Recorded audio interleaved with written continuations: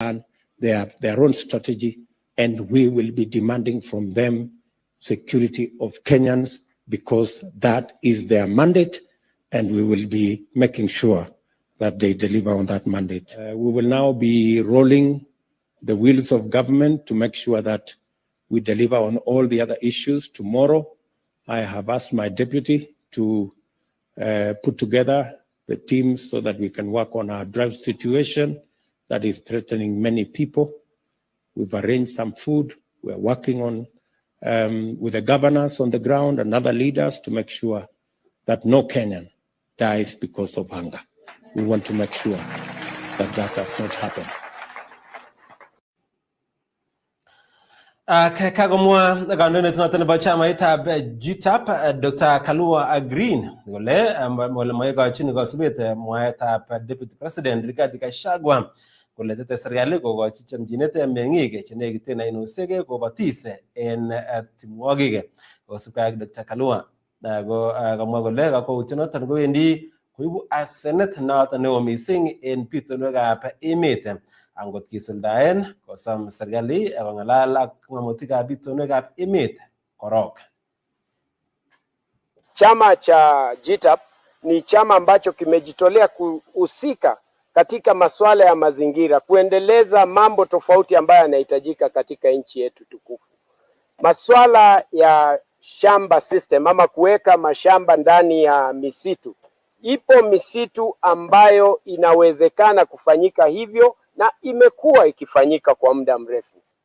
Matamshi yametajwa na viongozi ambayo ni matamshi tofauti ya kufanya watu wavamie misitu. As a Kenyan and a very passionate environmental person, that there will be no release of the moratorium before a proper research and study on gains and losses, if any, that have been found out. So I believe that this will be very professionally guided by the institutions that are aware.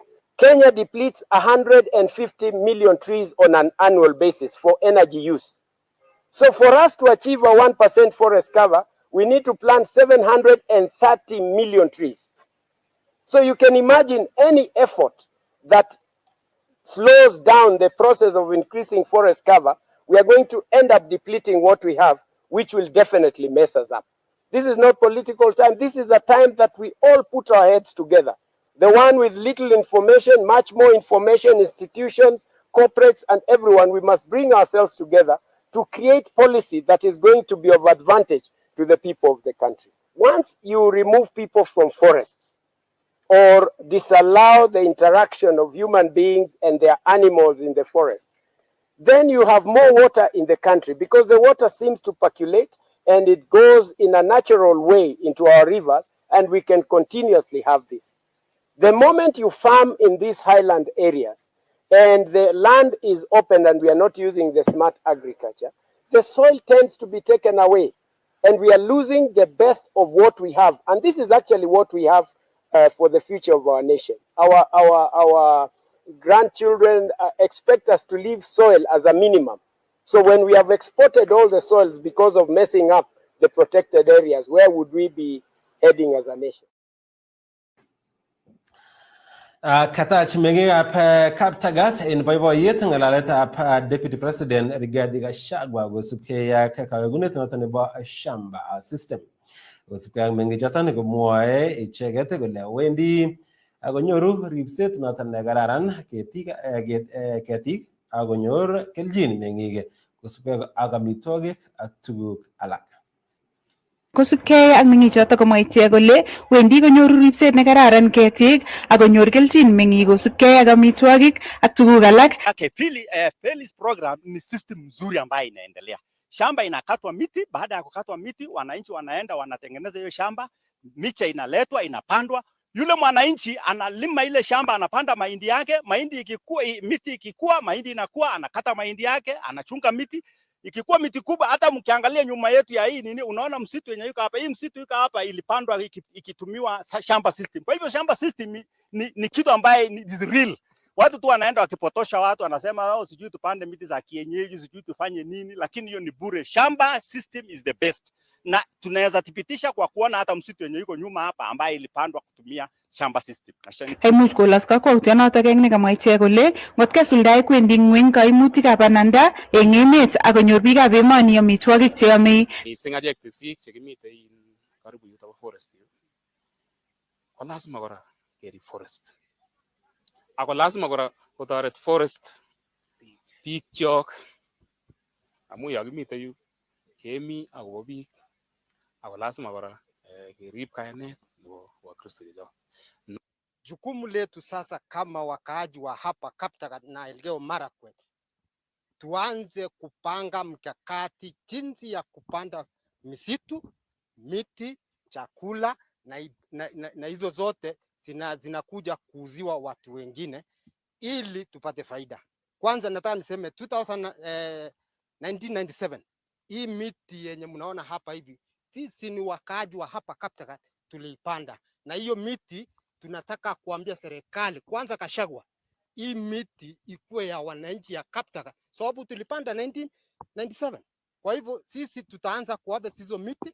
Sisi tuko na masomilas, sisi wengine tunaanza somilas ndogo ndogo, hasa vijana kama huyu ameanza kuregister hiyo kampuni yake. Katestai kokimit ichek kole kosubkei ak tetutionoto bo shamba system ko kikomuch kokolokis timwekab emoni chechang, ni agenge koboto timoto bo Kaptagat. Logoiyot porosti asikobit kekol minutik cho, kekol bandek amu kikilechech kekol tuguk chebo arawek somok komatoretech achek kei biikab Elgeyo Marakwet. Kimache bandek che imuchi kotoretech amu kitinye rubet nebo bandek. So kimwoni kongoi mising ak kemwochini kora kongoi president nenyo William Samoei Ruto nekikikwai inendet 100%. Kilechini kongoi, kimwochini kongoi ak kelechini toretech kora yotwech komosta nebo kwenik kou kei chepyosok, ak kitoretech kora yotwech ketil ketik chekikoek machwa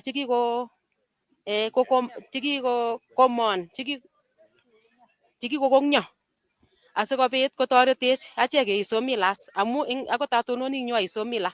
Katestai kokimit inendet kora kole ngot kesuldae tetutionotok kowendi keterteri kaimutik neboto temisietab tulonok anan escarpments chebo Kerio Valley chotok kikeborionchi kaimutik cheboto ng'isyokenet. Kakiyat forest kele beketil ketik, kakiyat forest kokol mkulima bandekchi, kokol marakwekchi, kokol viasinik ak korib ketit nekakokol biikab forest.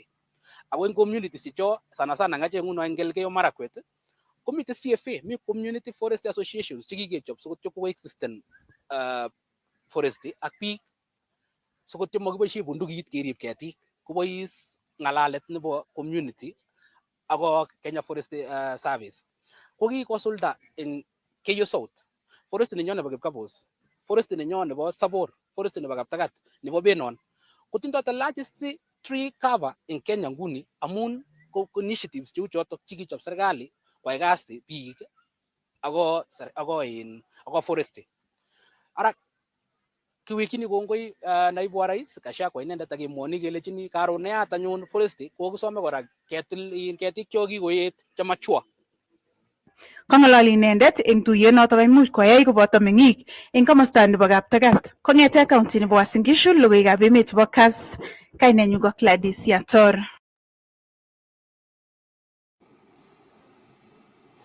Ak en report age ko en kasarta noton netetat kobit keyat sugulisiek en tamit noton nebo Somboga kong'eten betut noton nebo raini kakomong'e alak en sigik chebo sugulitab werik nebo Kemeloi en county nebo Nandi akosom ministry noton nebo somanet koyochi chikilisiet kandoinatet noton nebo sugulinoton en mwaet kole maititaat ole kindochindoi sugulinoton. Inyoru report.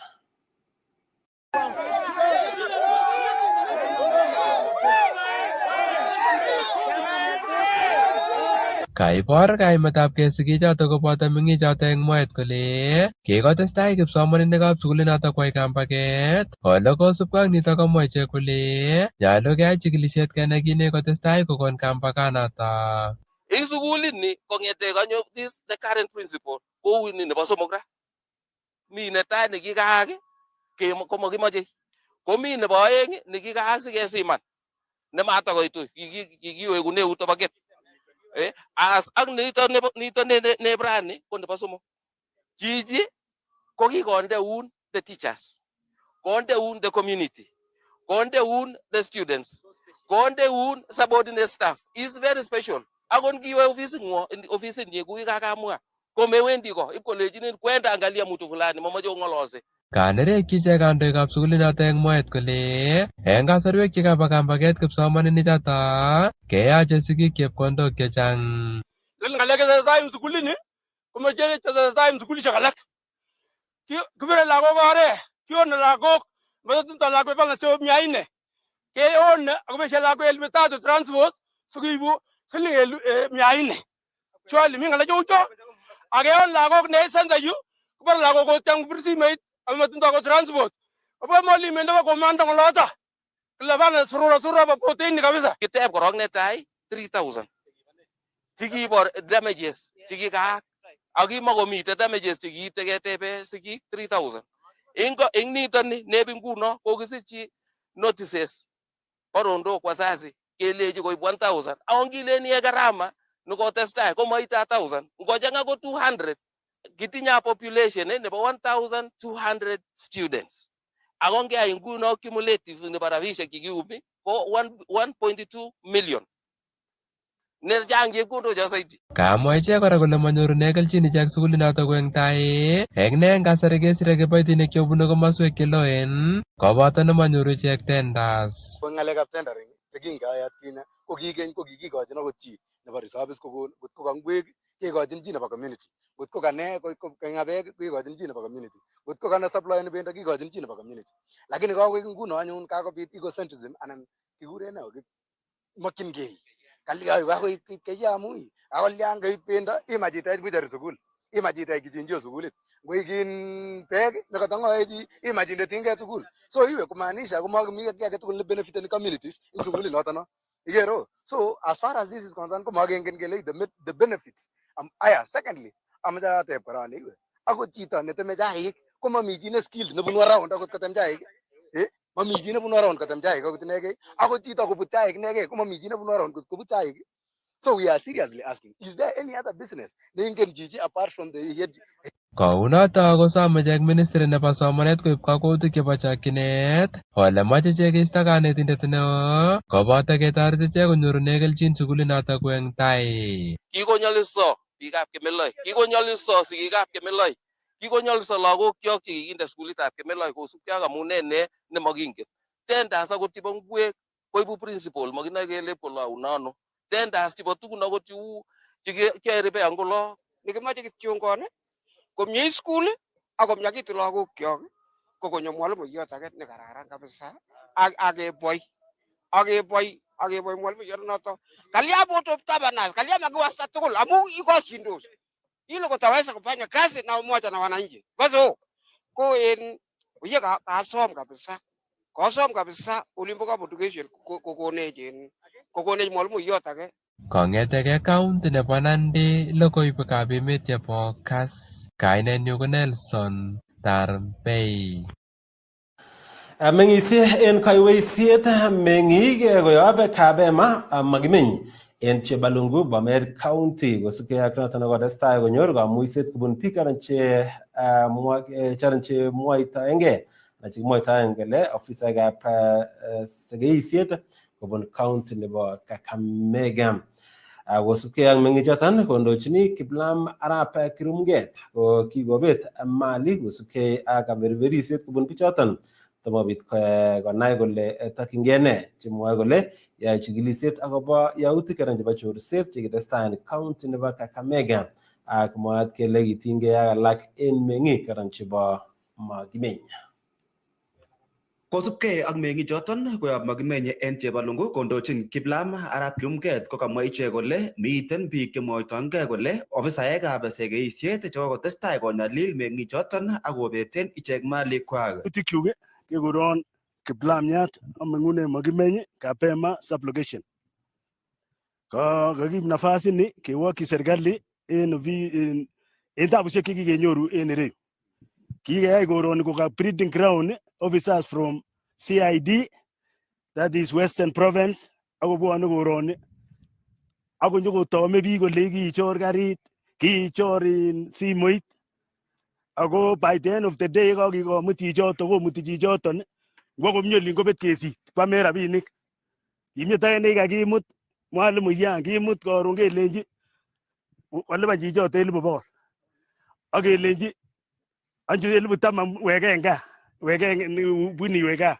Okwa ngole yon kakinde fain en kotini ak kele kimae ilipan 17,000 ak tonglo 7 koyo manye tonglo 7 komache otwanji en kotini. So how comes kimukto kono kokobe bichu chekibune ngotko kiyoche bichu. So this area has become a breeding ground from heartless CID officers from Western Province. Tuguk chekikoyak en yu kobo kwong'et amu kitote bole ngot komi chi nerukoche kobo Western, why is Western kubwone Mokime? Kalyan asukong'et chi tarindet rirenwenun mi rabisiek chenyokeibe Mokime buch ak ketochoren bikyok amokingen amune. Kolelen kityo ng'alek chenwokech. Kalyan monyone chito akonyokolech uni. Kalyan sikenam bikyok ketocharen oker boisiekchu. Kikoseretyo onjon momi korik. Kenyokenome chekobore kosich kaba kerebe kora ot karit. Kamwa ichek kole bichoton mwoe kole ofisaekab sekreisiet en county nebo Kakamega komwoe kole yoe chikilisiet akobo yautik chebo chorset chekokotestai en county nebo Kakamega kobaten momi kabarunet age tugul neiboru kele ofisaekab sekreisiet ak en yoton ko kikonyor kanyalilet meng'ichoton mising ko nebo let nekoibet karinyin mwalimu agenge koyob kamasotok nemwaat kele miten en eunekab bichoton. Alen kit nekamache andounen kityo ko rirek chekitindoi en Mokime ireu chekimache kemwochin serikalinyon en koimutik chekikere kimwech biik chechang en area ini chebwone biik kong'eten olin bo Kakamega ak nyokonome biik komakinoe amune. Bwone alak konyokonome chito ak kole kochor rabisiek. Bwone alak ak nyokonome chito ak kole karit ng'ot ko kikichorsen. Kobwone alak komwoe kole mito nekikinam nekiboisien karinyin en chorset en olin bo Kakamega. Bichuton tugul kong'eten olin bo Kakamega. Nebo somok kenam karitab chito en mwalimu nekikowo kosaisan exam en Nairobi. Ko kimi karit kaa yu. Kinyokeker karinoto kele kikichorse en Kakamega. Komwa tarikit nekikichorsen ko kimiten mwalimu Nairobi kosoisonishe ako tinye bunguok chebo karinoton en kaa. Ingosek konyo koib kora karinotet kole keib kwoyo. Keib kwa Siongiroi. Akwa kele kobur en yu. Tun kolinda mwalimu kokoui kinyokeib karinotet kora kele kokiib kwa Kakamega. Koikochi ichek serikali kasarta nebo betusiek 7 koyai chikilisiet ak koibchi kakwautik chekimen chebo ng'atutik bichoton ole kamwa ichek kole meng'isie en kaiweisiet neo. Ko kwaib yo kokimache konai kityo Mandasi ak wakili ak women rep. Kakikonu betusiek 7 ngotko makemwowech en 7 days ngotko makimwowech kesore karit en yu. Kabit nitok en kasarta nekoimongei ak ichek kibagengeit nebo konetik nebo Kuppet mornetab Bomet kotinye kaimetabgei akobo yautik chebo rumisiet koityi konetik ole en nguni kokokibeten konetik 3 county nebo Bomet sobonwekwak ak alak en konetik komeng'isie en kaiweisiet kosubkei ak logoiwek chebo rumisiet chekokotestai kikochi ichek. Kong'eten county nebo Bomet logoiwekab emet chebo Kass, kainenyun ko Festus Rono. Ken report noton hakituchi logoiwek aran chebo emet logoiwek alak koitunen sait 7 noton nebo bet ng'eten nebo Kass TV. Kiweksi en nguni ak tonyon en betutab raini kimi boto Eliud Owalo inendet ko UDA Strategy and Policy Secretary en chamait noton nebo UDA. Kiweksi en kasarta noton.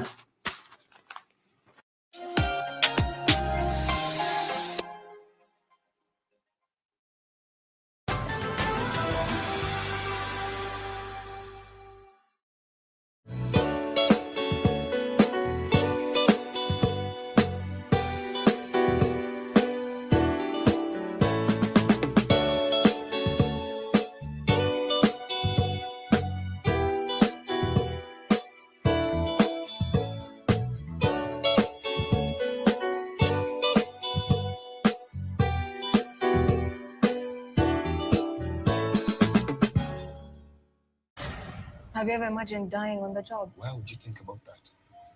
You have nothing. You are disturbing a lot of very powerful wallets here. It's a fact, not a threat. I cannot help you. Where do you think the money comes from? Guilty. Hang on, Makena.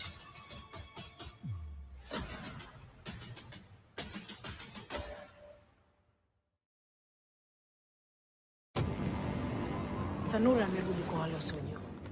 Mtu yeyote asifungue kinywa chake kuongea na yeyote.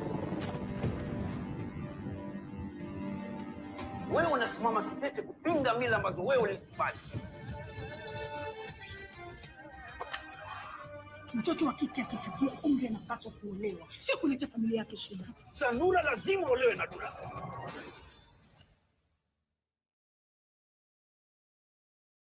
Join the fastest, reliable and most affordable smartphone network. To get the fiber SIM card, simply Google getfiber.com.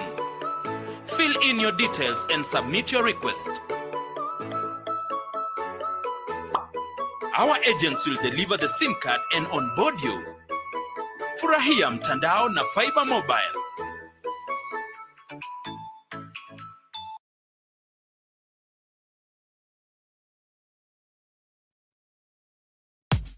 Asi imuch ibaraste mungarengung en Kass SME, ibirchi simet sales team en number 0747-527-788 anan iyokte email kwo sales@kassfm.co.ke. Ibara mungarengung raini kokebaraste en Kass SME.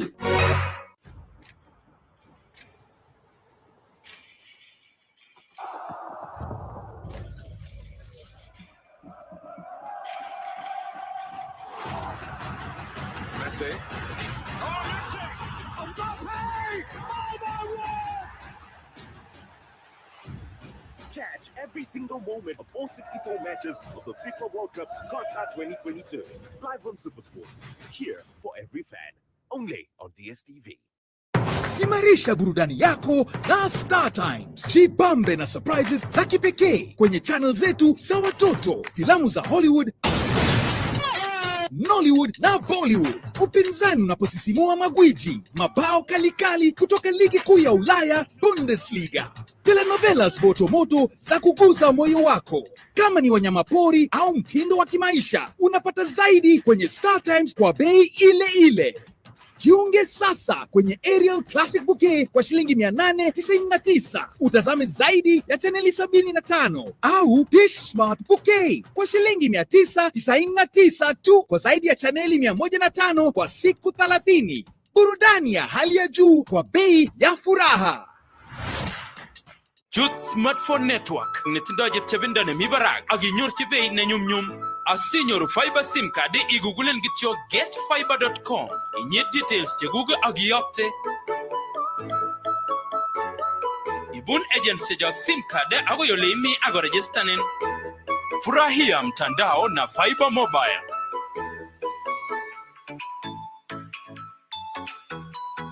Fiber mobile, truly Kenyan. Leo tuko hapa juu ya shughuli ya kusaidia community ya Githogoro kuwapatia chakula, sababu tunajua tunaelekea wakati wa mzimu wa Christmas. Wale watu leo wanapata misaada ni watu wa kijiji naitwa Mji wa Huruma, kijiji naitwa Githogoro. Tuko na wengine wanatoka Kashie na wengine wanatoka part of 72. Today has been a great day. We have been with Lotto here. They were able to feed 1,000 people from Githogoro slum. And we chose Githogoro because these people are very special. They are staying at a place where there are no facilities. They have no daily bread. There are some who came and they actually told us if we don't give them food, they will not be able to eat. Watu wa Lotto ndio wametuita wakatupea sikukuu na tumeshukuru sana kwa hayo. Nimepata sikukuu yenye naenda kukula na familia yangu. Nashukuru sana kwa ile kidogo leo mmetuletea. Naomba Mungu awabariki sana. Shukrani sana kwa kutukumbuka. Asante sana Lotto Foundation. Thank you for your help. Together, we are changing lives.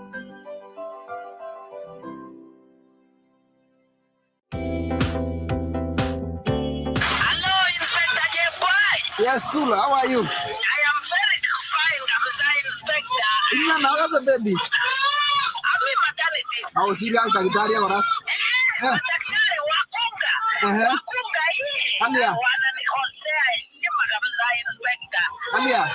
Na kwenda wakifike hii. Sababu kutunasa kutinyegenyisha kata inspector. Baboya jawa matiani. Exactly. Kasi la kwenda kienda nasari. Sagili wacha gai nasari. 3 days. Ana nguo. Awana. Weto hiyo mtoto hapo nasari ndani. Acha tu la manamba zugul. Nasari. Bagai daktari akakunywa. Aja. Asinyoru nasari kuigisikiza tune ngungi ichil *860*842# Kass ko kimnatetab comedians ak tienik tugul.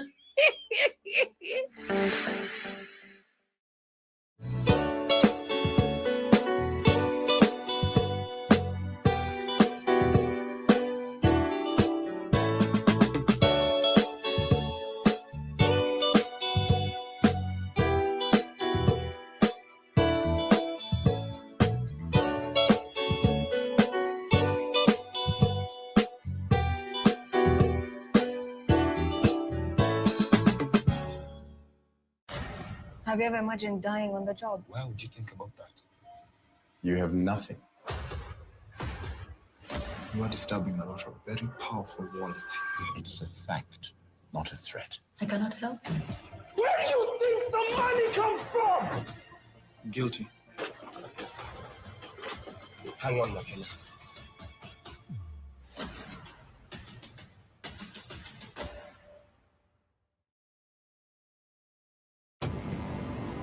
Sanura amerudi kwa wala sonyo. Mtu yeyote asifungue kinywa chake kuongea na yeyote. Wewe unasimama kidete kupinga mila ambazo wewe ulizifanya. Mtoto wa kike akifikia umri anapaswa kuolewa, sio kuleta familia yake shida. Sanura lazima olewe na Dula.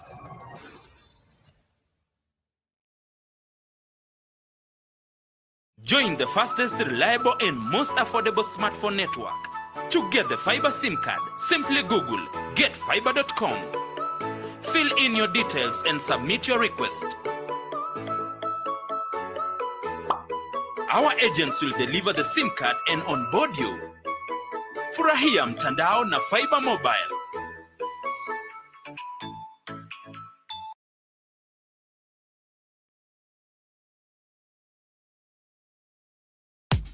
Asi imuch ibaraste mungarengung en Kass SME, ibirchi simet sales team en number 0747-527-788 anan iyokte email kwo sales@kassfm.co.ke. Ibara mungarengung raini kokebaraste en Kass SME.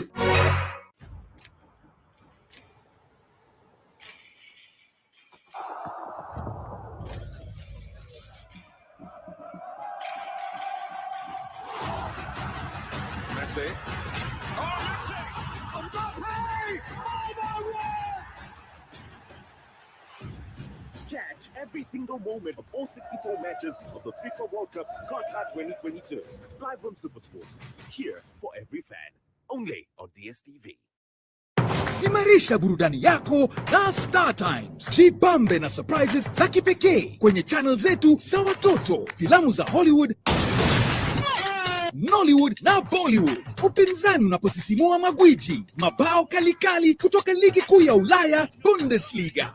Telenovelas moto za kuguza moyo wako. Kama ni wanyamapori au mtindo wa kimaisha, unapata zaidi kwenye Star Times kwa bei ile ile. Jiunge sasa kwenye Aerial Classic Bouquet kwa shilingi 899. Utazame zaidi ya chaneli 75 au Dish Smart Bouquet kwa shilingi 999 tu kwa zaidi ya chaneli 105 kwa siku 30. Burudani ya hali ya juu kwa bei ya furaha. Youth Smartphone Network netindo jepchebindo ne mibarak aginyor chibei ne nyumnyum. Asinyoru fiber SIM card igugulen gityo getfiber.com. Inye details che Google agiyopte. Ibun agency jog SIM card ago yolemi ago registanen. Furahia mtandao na fiber mobile.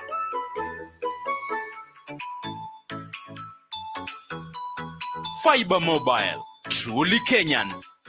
Leo tuko hapa juu ya shughuli ya kusaidia community ya Githogoro kuwapatia chakula, sababu tunajua tunaelekea wakati wa mzimu wa Christmas. Wale watu leo wanapata misaada ni watu wa kijiji naitwa Mji wa Huruma, kijiji naitwa Githogoro. Tuko na wengine wanatoka Kashie na wengine wanatoka part of 72. Today has been a great day. We have been with Lotto here. They were able to feed 1,000 people from Githogoro slum. And we chose Githogoro because these people are very special.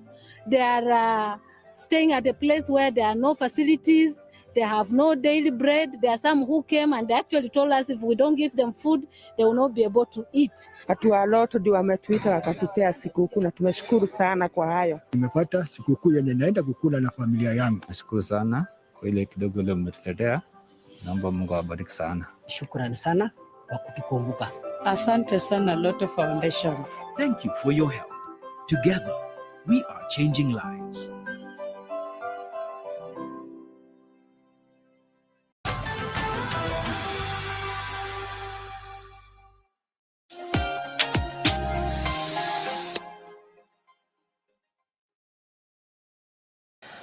Chamge chitab nyini tagat kora en Kass TV kongeten nguni ako lamba side sombo ngalali ngalek che po bandap tai ngalek che po economy. Wi kamono na basak 12 ale kwede saini kemiten ketondenyon en betunoton nebo raini. Ye kimiten koboto agena kinyigeljin kimi boto Eliud Owalo inendet ko UDF Deputy Secretary General en ngalekab policy ak strategy. Nekimache bikeusi ng'ong betutab raini utinga ngalekab itan go presidents nitan ngana Ruto's bottom up economic agenda. Igere tosune yetauge serikali gunana koune ngalekab tekset noton nebo uchumi nebo emet noton nebo Kenya. Kaina nyun ko Stanley Bore nemuchi yago korate utien Facebook en Kass FM nitan ko Kass TV. So bit kora ko walungtane nyon en betunoton nebo raini na ko en WhatsApp noton go 0747 1060. So bit kengala ngaleka jitetetin chena mege tekset noton nebo uchumi nebo emetab Kenya. Kibendi kiwale kutit ke Kiingereza na Kiswahili. So we take the style and Rani. Karibu sana, Mr. Owalo. Good to have you in studio. Can you say hi to our viewers before to answer? Karibu sana. Good to have you. Yeah, man. That's amazing. Yes. Yeah, karibu sana. Thank you. Good. Good to have you. Long time. Yes. No scene, but nakona to behind the scenes. Yes. Yes. I'm here eventually. What have you been up to? Well, we have been busy with the campaign. Now campaign is over. Politics is over. Now it's time to deliver on the promises that we made to the people by way of governance. Yes. Okay. Good. So now that we have that is the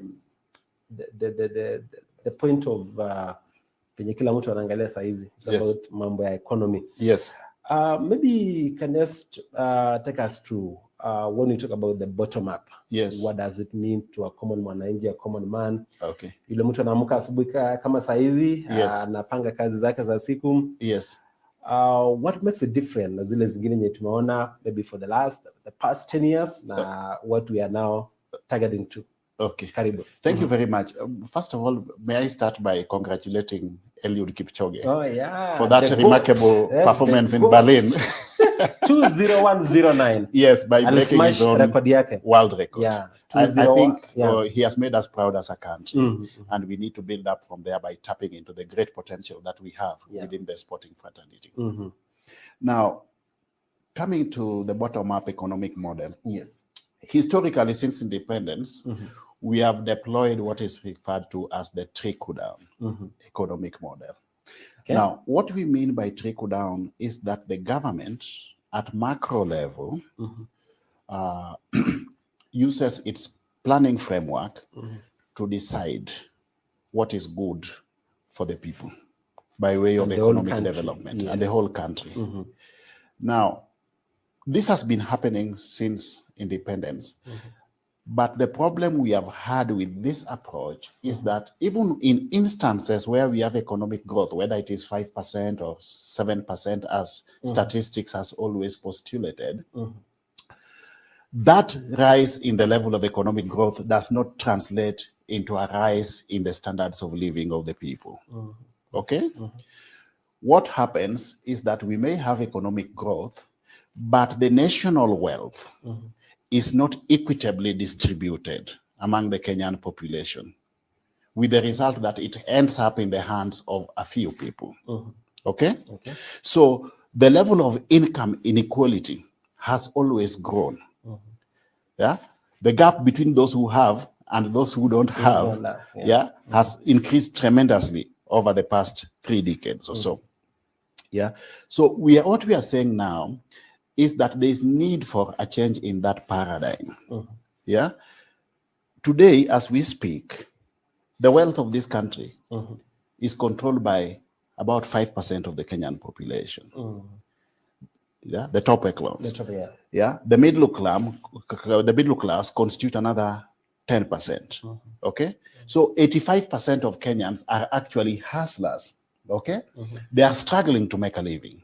This is why we decided to change the paradigm to deploy what is now called bottom-up economic model, so that we start our planning framework from the bottom of the economic pyramid by engaging, by engaging in a participatory manner all the stakeholders, from the various value chains, the productive sectors of the Kenyan economy, by integrating their views and integrating their views into the planning framework. So how did we go about this?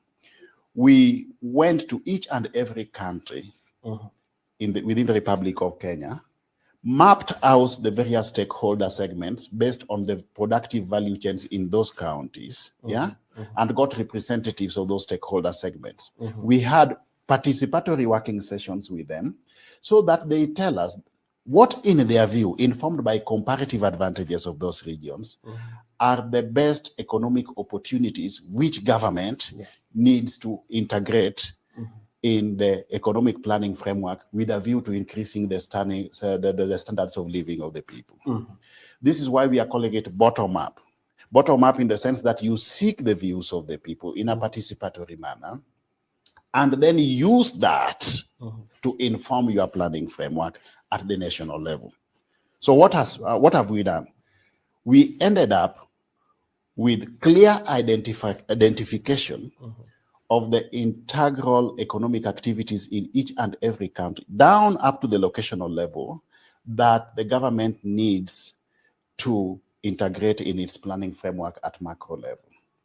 Now, we have gone a step further by committing through the president himself, who was then our presidential candidate of the Kenya Kwanza coalition, by way of service delivery, that we are going to deliver on the economic promises that we have made the people. So the candidate then, who is now His Excellency the President William Ruto, signed a charter, committing the Kenya Kwanza government to delivery of those services that the people require at the bottom of the economic pyramid.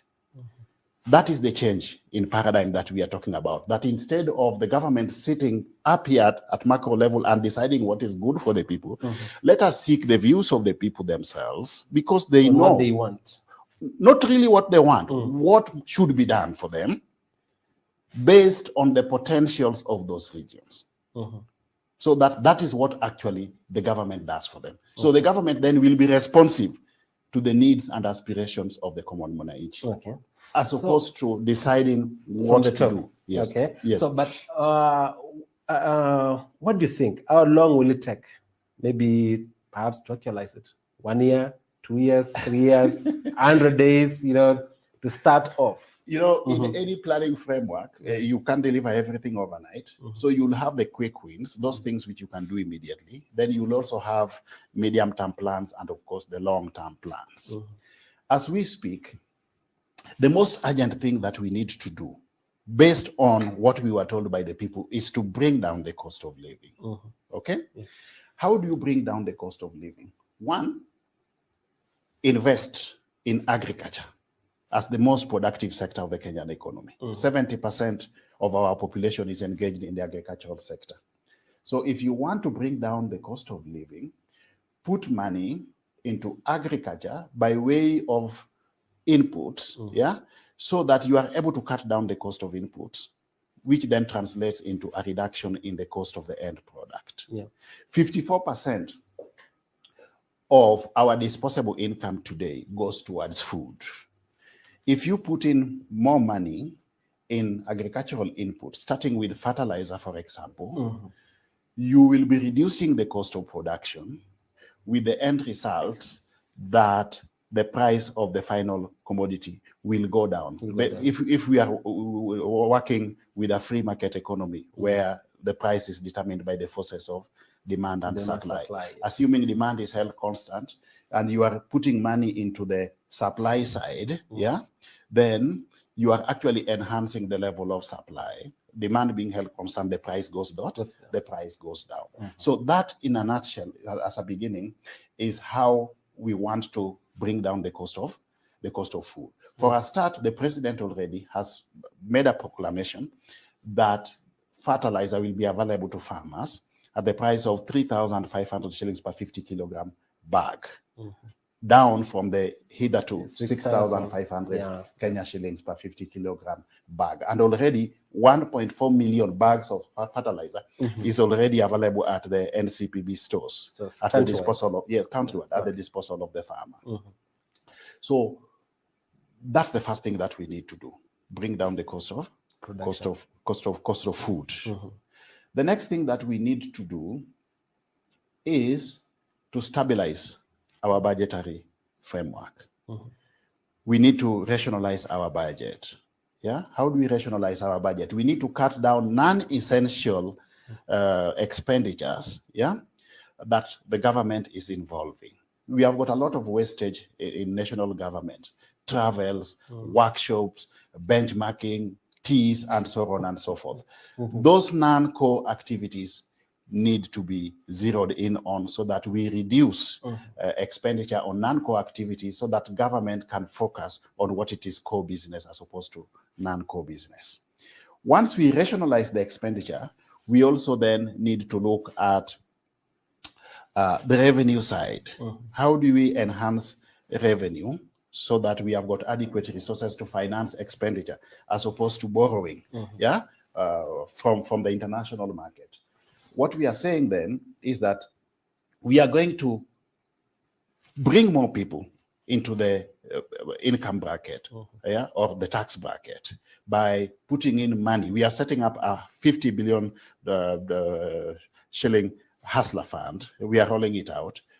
And this hustler fund is going to go to the productive sectors of the economy so that our young people who have hitherto not been having jobs, our mothers and sisters who have not been having adequate access to financing to enable them get involved in itinerary trade and commercial activities, can have access to credit at some reasonable level.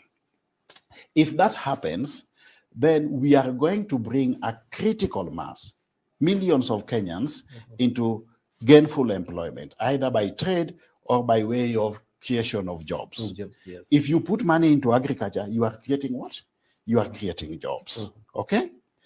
The other thing that we want to do is to focus on the housing sector.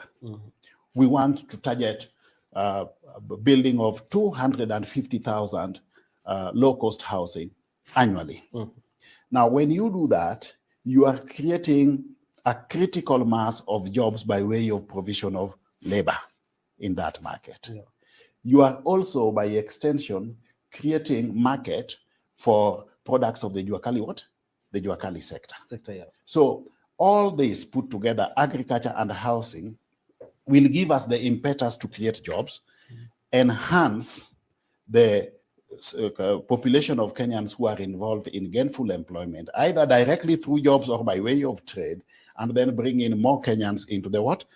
Into the tax bracket. If you bring in more Kenyans in the tax bracket, holding all factors constant, what then it means is that we can drastically reduce our level of taxation and get the same level of revenue that the government needs. The government needs to finance its development without increasing the tax. Without increasing the tax. if that revenue is managed prudently, if we put in place a sound governance framework, then we are also going to be able to cut down the external borrowing, because we are actually reeling under the weight of debt today. We have become a freezer country at all levels, at national level up to the individual level. So we also need to cut down on the level of borrowing. Now, once the jobs are there, once people are engaged in the productive sector of the economy, we will enhance our level of savings, and our level of investments as well. That enhances our revenue base as a country. So those are some of the thematic areas on the basis of which our campaign plan, so-called our bottom-up economic plan, was anchored. Okay. Yeah, those 4 thematic areas. Mr. Wala, some people they were asking about the issue of subsidies. Yes. We saw what happened when the government scrapped off the subsidy on fuel. Yes. Whereby they were saying, okay, maybe previously there was an alleged that maybe it was benefiting around 5 big companies. Yes. But again, it was also saving the hustlers in a way, because you see, fuel is a global product. Yes. Whereby it drives everything. Yes.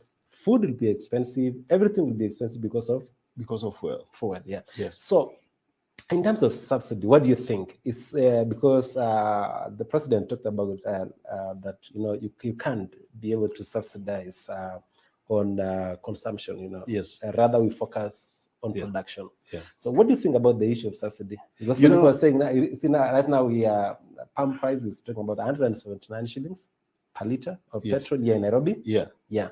In a perfect market situation, we are actually not supposed to have government intervention in the market by way of subsidy. But government comes in to subsidize or to introduce a subsidy in certain integral sectors of the economy because of market failure. Disparities in the what? Disparities in the market. A subsidy is a direct funding, cash injection that the government gives out or pays out to in a given sector of the economy to help in stabilization of the market prices because of market failure. For example, the government can decide to subsidize the cost of some given inputs in the production process of fuel, for example. Now, what then happens is that if the government subsidizes fuel, as it has been doing in the past, it is supposed to translate into a reduction in the cost of fuel at the pump, so that that benefit accrues to the final consumer. But that has not been the case. We have had a situation where the government subsidizes fuel by giving that cash, injecting that cash for the benefit of the oil companies. But because of market factors, the price of fuel has not been going down. Yet the government is spending more money, on the subsidy. In fact, as we speak, so far the government has spent 144 billion shillings, direct payment to the oil marketing companies. And again, because of budgetary constraints, because resources are scarce, so there are several competing interests for the scarce resources available at our disposal as a country. The government fell back on those payments to the oil companies. As we speak, the government owes the oil companies about 66 billion shillings. So what happened is that the oil companies started hoarding the fuel products, in anticipation of capital gain. So we have had a situation where the amount of money the government is spending on subsidy is going up, 144 billion shillings already. The government is subsidizing fuel at about 26 shillings per liter for the case of petrol, and I think another 20-something shillings for the case of diesel.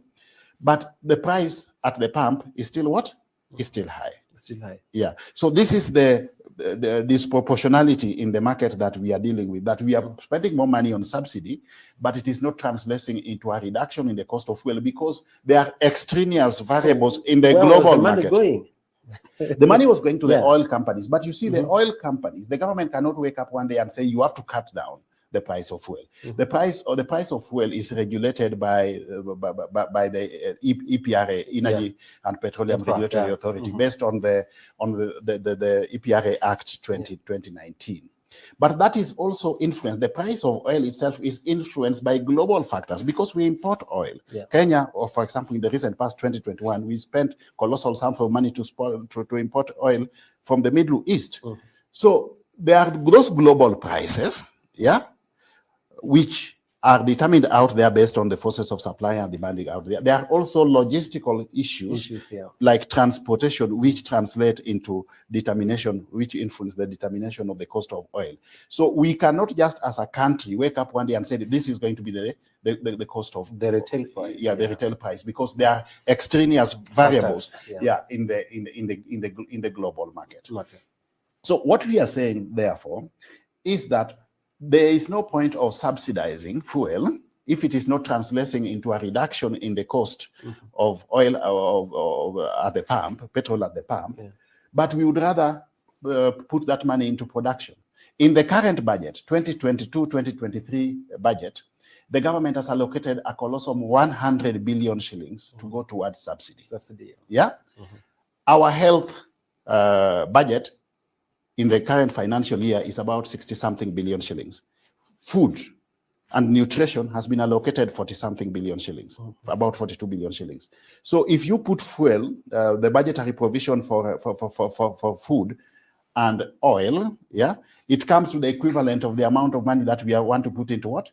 Into the fuel subsidy for the benefit of the oil what? Yeah. The oil companies. Why then don't we put that money into the productive sector of the economy, which is agriculture, which within a very short period of time can translate into a reduction in the cost of what? In the cost of living. So these are the cost-benefit analysis which government needs to do and make a decision. Yeah. So we are saying that if we are to subsidize consumption, if consumption is to benefit in a sustainable manner, then let us subsidize production. Yeah. Yeah. The issue of production. Yeah. I think there was also an issue of subsidy on unga. Yes. And there were a lot of debate, push and pull. It's the same argument. In terms of like, oh, we subsidize the unga, but there are no unga in the shelves. Yes. You know? So I think it's the major thing is. I think the last 1 month alone, the government spent about 7 billion shillings on that unga subsidy. Yeah. The unga was not available in the shelves. Where did the money go to? You see, we have got cartels. We have got cartels in this. That's the issue now. Yeah, we have got cartels. Yeah. So maybe, Mr. Wallo, looking now back to bottom up in terms of when we break down now in terms of agriculture. Yes. Talk about there is. You've seen the fertilizer. Yes. Flagged by Deputy President. Yes. Regarding Kashagwa the other day. Yes.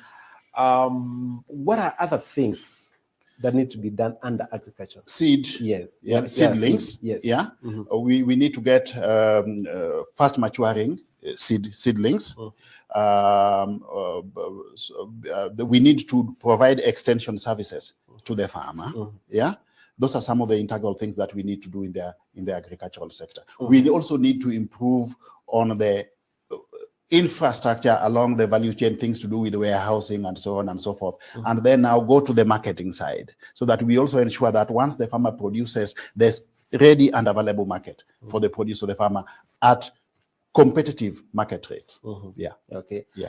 So that one will really bring a change. Yes. For the long term, because I think where we are right now, we were talking about ICU, some were talking about HDU in terms of economy. Yes. Some are saying, oh, it's completely dead. Yes. We are about the 93 or 97 million in the exchequer. Yes. You know, whereby I think, I don't know, you are an expert, Mr. Wallo, and looking back, maybe the last 10 years, is it the issue to do with policy? Because I think we are throwing a blanket, just say corruption, and then like, okay, that is the end of it. It's about the policy whereby some things are not followed. I don't really want us to use deficiency in policy as a scapegoat. The problem we have been having in this country is a leadership deficit.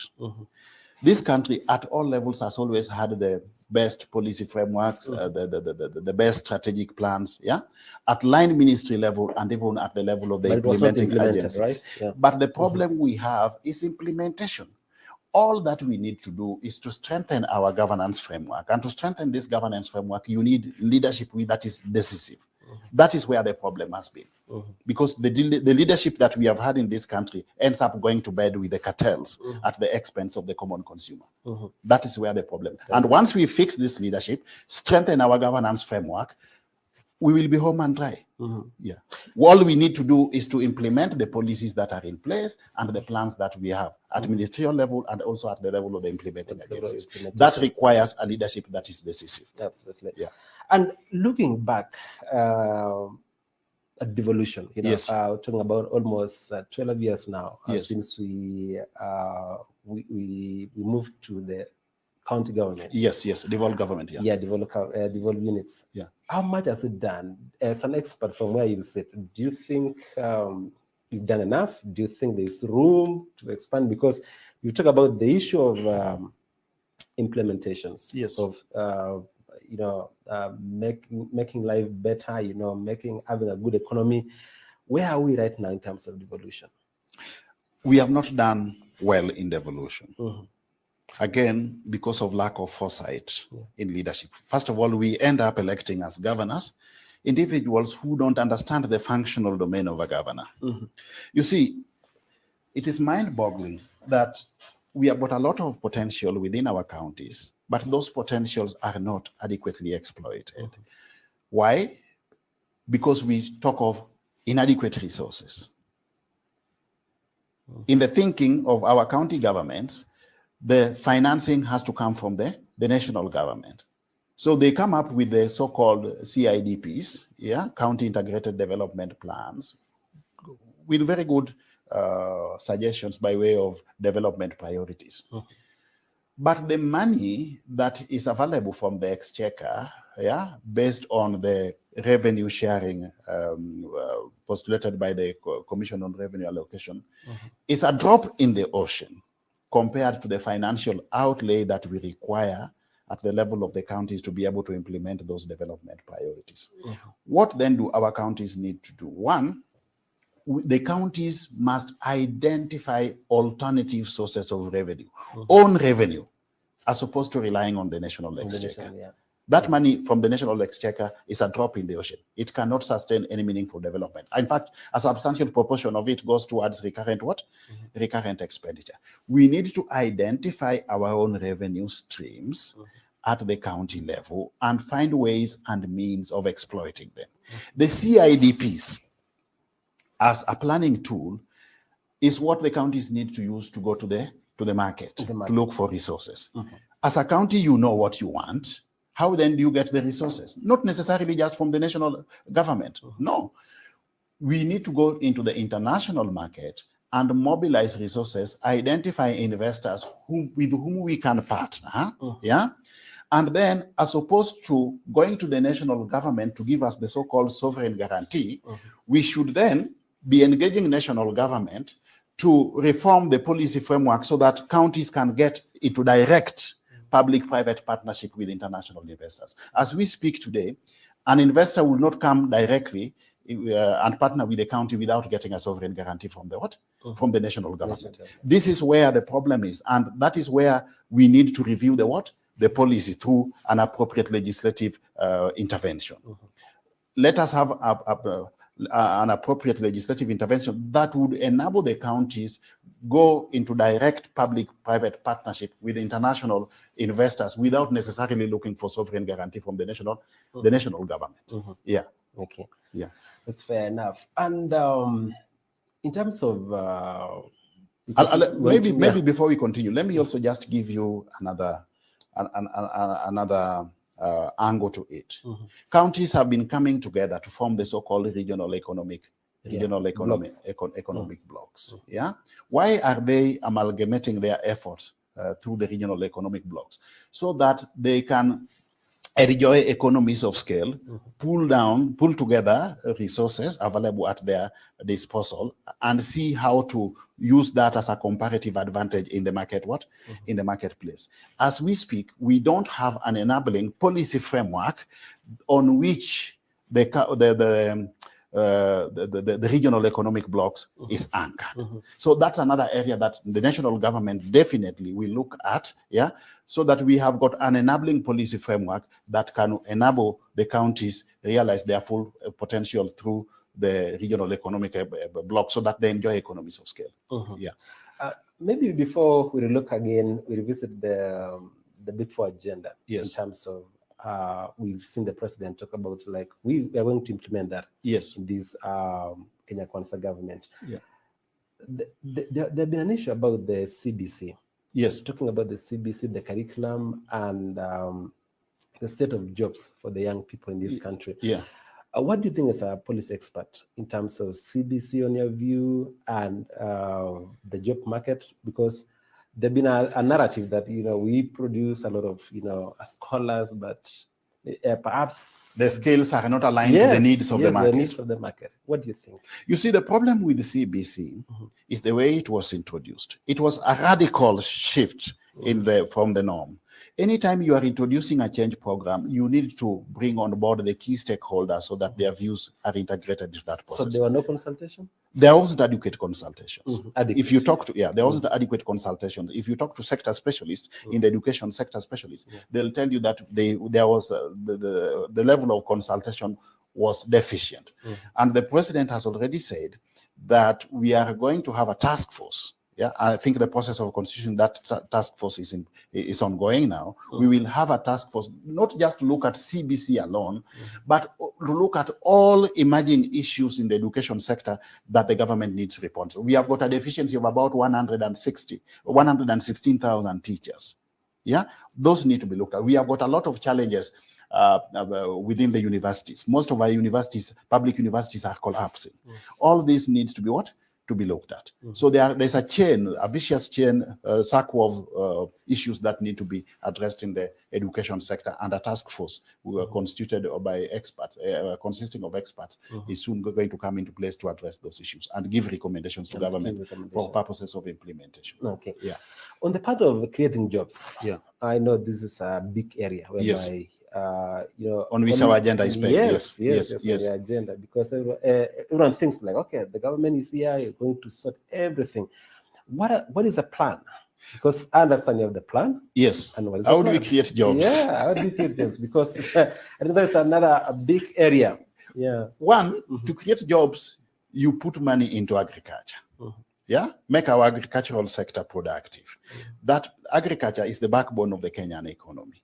If you put money into agriculture, then you are going to create jobs along the value chain by way of manufacturing enterprises in the agricultural sector. The second intervention that we want to put in place, which is also one of our thematic areas in our bottom-up economic plan, is housing. We anticipate that or envision that we are going to, we are targeting to produce to build 250,000 low-cost housing. This will create jobs for our millions of youth who are currently jobless by way of provision of of labor, on one hand. But on the other hand, we are also going to create market for the Juakali the Juakali sector, so that the supplies into the housing industry will come from our Juakali sector. Doors, windows, and so on and so forth will come from the Juakali sector. That again is a critical intervention that would give us about 1 million jobs created every year. So if we put money, and by the way, we are not introducing some cost into the budget line in the housing sector. The government is only putting in place an appropriate policy framework and asking the private sector to come in, the key players. The key players, and do what? And construct low-cost housing. And then the government ensures that the policy framework provides available market for it at institutional level. We have got institutions there now buying the houses and offloading to their employees, for example, at low-cost housing, at low cost, so that we are even able to afford mortgage with a repayment rate of about 10 to 15,000 shillings per month. Okay. So talking about the low-cost housing, there was within the Big Four agenda. Yes. Of the Jubilee government. The Jubilee government. Yes. And I had the president saying we're going to make sure that that one is done. Yes. In terms of affordable housing. Where are we right the now? Plan was okay. The plan was okay. From what I hear, the low cost. The plan was in place, but the focus of government shifted to politics. Yeah, politics took center stage in the second term of the Jubilee government. So the Jubilee government, from what I'm told, because I was not part of it, lost focus on its Big Four agenda. Priorities shifted from housing, priorities shifted from agriculture to the BBI project. So a lot of resources, which was actually supposed to go to some of those sectors, was diverted to the BBI project, which was stillborn from the beginning, if you ask me. Yeah, from the beginning. Yeah, absolutely. Yeah. Thank you so much, Mr. Eliud. Well, we're going to take a short break, and then we'll be right back on the second part of this conversation. Yeah, thank you.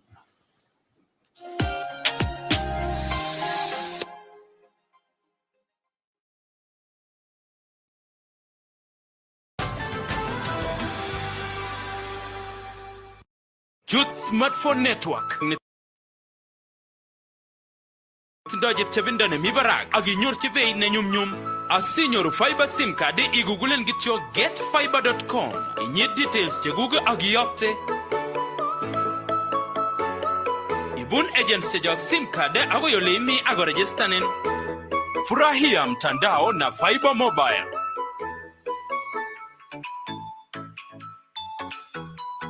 Fiber mobile, truly Kenyan. Imarisha burudani yako na Star Times. Jibambe na surprises za kipekee kwenye channel zetu za watoto, filamu za Hollywood, Nollywood na Bollywood. Upinzani unaposisimua magwiji, mabao kalikali kutoka ligi kuu ya Ulaya Bundesliga. Telenovelas moto za kuguza moyo wako. Kama ni wanyamapori au mtindo wa kimaisha, unapata zaidi kwenye Star Times kwa bei ile ile. Jiunge sasa kwenye Aerial Classic Bouquet kwa shilingi 899. Utazame zaidi ya chaneli 75 au Dish Smart Bouquet kwa shilingi 999 tu kwa zaidi ya chaneli 105 kwa siku 30. Burudani ya hali ya juu kwa bei ya furaha.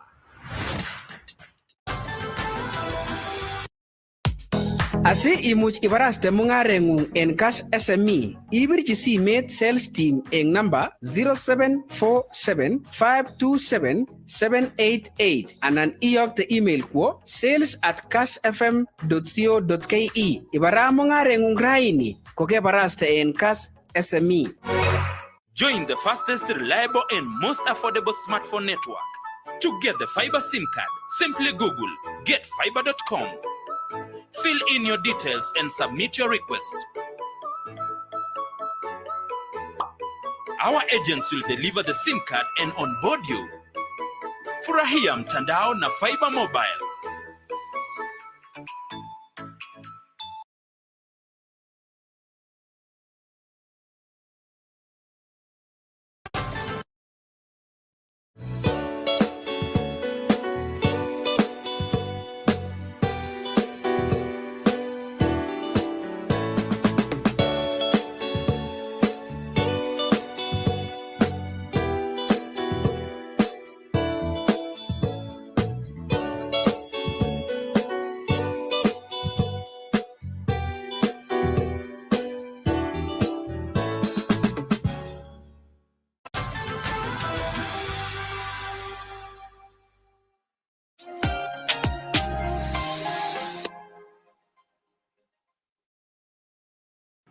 Itagat kora jitab kalenjin en Kass TV en ngalalet noton nekitinye en betut noton nebo raini nebo Kass TV yekimiten koboto Eliud Owalo.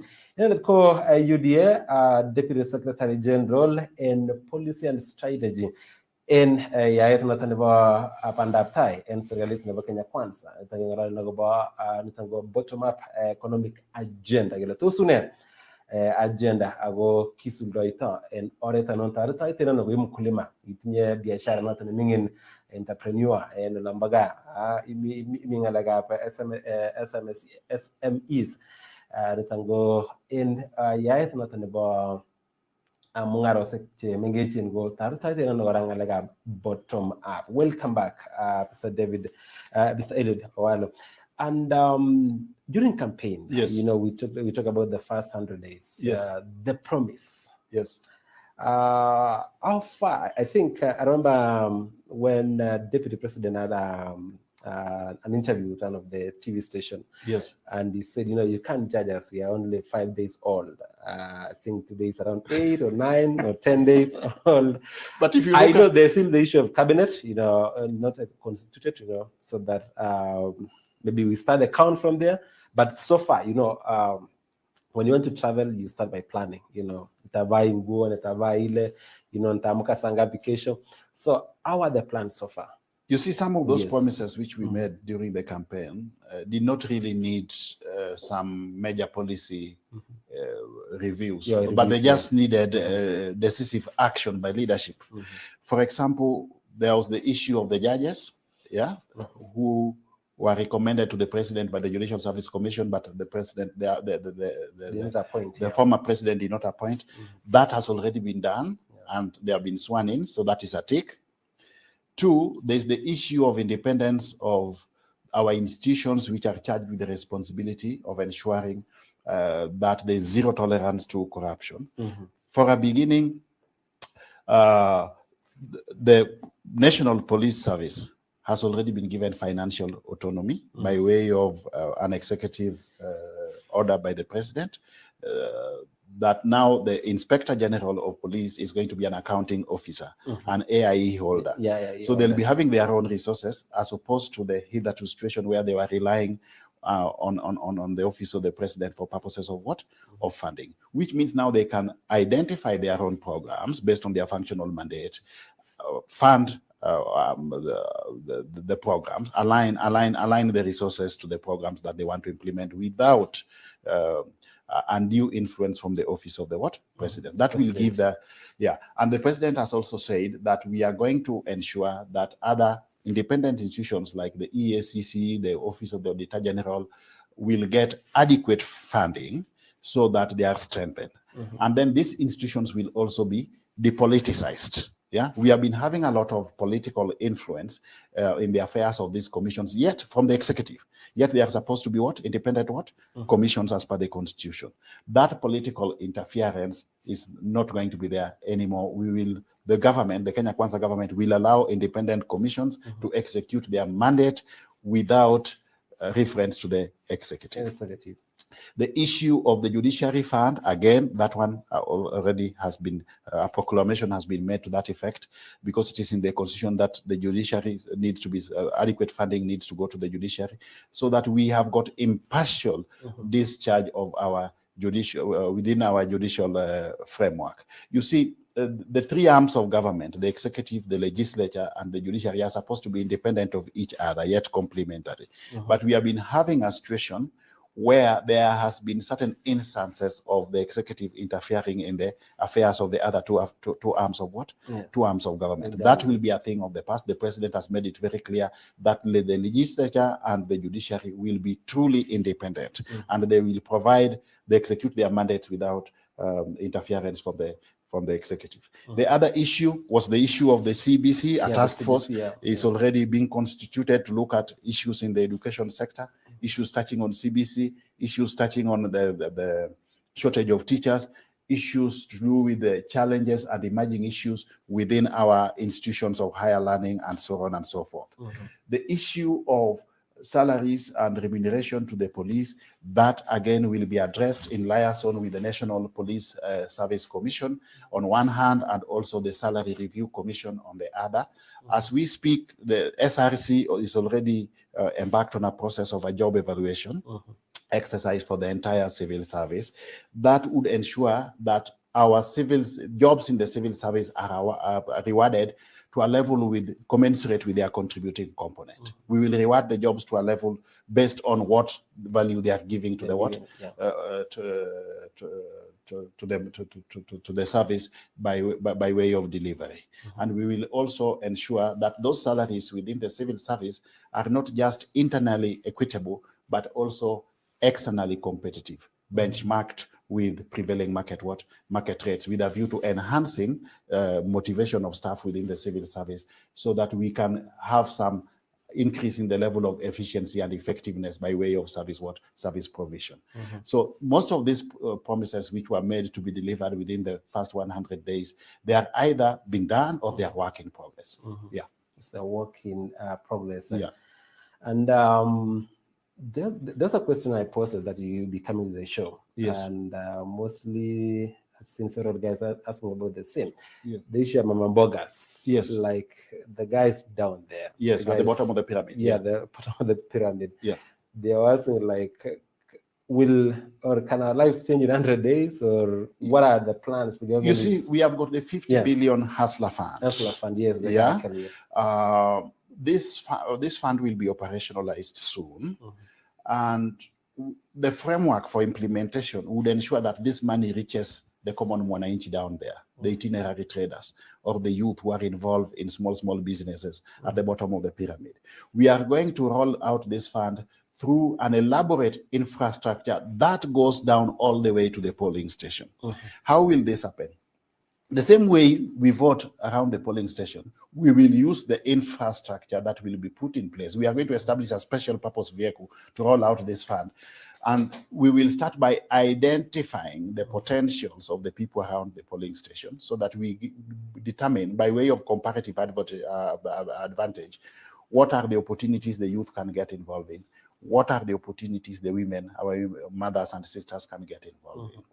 Once that is done, we will have an arm of that service delivery vehicle getting involved in entrepreneurial training.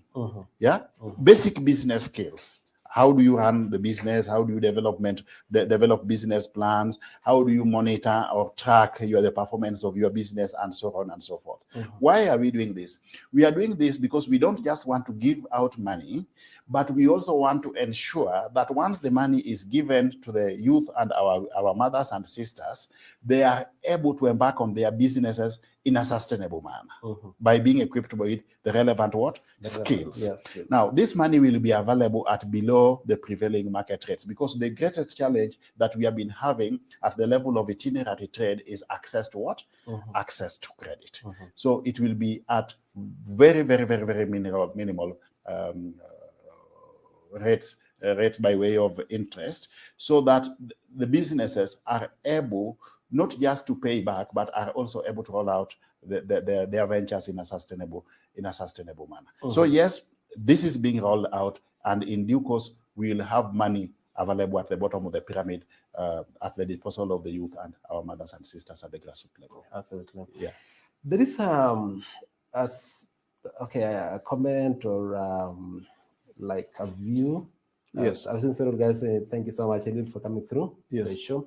Then there's, let me just read one from Richard Kibet. It says he's a driver in Kericho. Yes. And I'll paraphrase so that, because I've seen almost similar question on the issue of fuel. He's saying, could you ask Eliud what he thinks? The way they are thinking themselves, they're giving their view. Like, suppose we scrap off some of the taxes on fuel.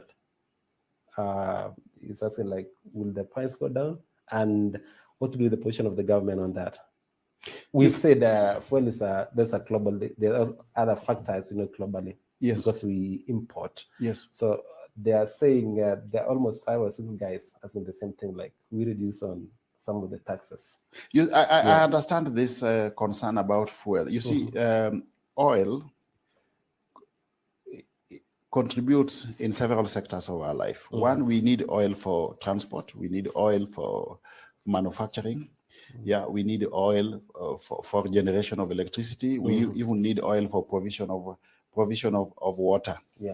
Now, it is not just a question of the taxes that is making the price high. For example, the fuel development levy, which is one of the taxes. This fuel development levy is supposed to go towards the stabilization fund. The stabilization fund is basically to sustain or to stabilize the prices in instances where the price is either too high or the price is is too low. That is the essence of the fuel levy. Okay, so it is not really the tax that is making the cost of fuel to be high. It's a question of disproportionalities in the market based on some of those issues I talked about.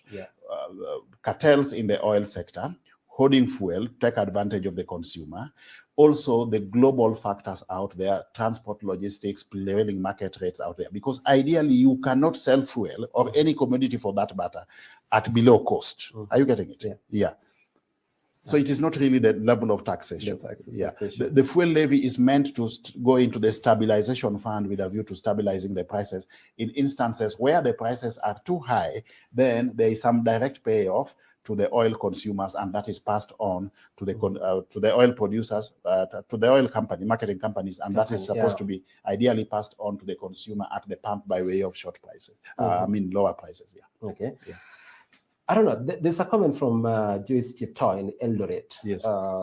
Saying, I don't know if you'd like to maybe touch on that. She was asking about the issue of some of the government parastatals. Yes. In terms of the service delivery. Yes. This is in regards to there was a circular or a notice put out by Kass in terms of the cooking oil. Yes. That some were not legitimate, some maybe had some issues. So this is asking, but then, what do you think going forward in terms of the government parastatals to make sure that they are doing the right thing, not to wait until when it's too late and then you raise an alarm over something. If those oil products are not supposed to be on our shelves, then how did they get there in the first place? That means there's an anomaly somewhere. And if KEBS, which is supposed to be the standardization entity in the market, has already said that they are not supposed to be in the shelf, how comes they are still on the shelves? That means there's lack of enforcement. But how did they get there in the place? That means there's a missing link somewhere. There's somebody sleeping on the what?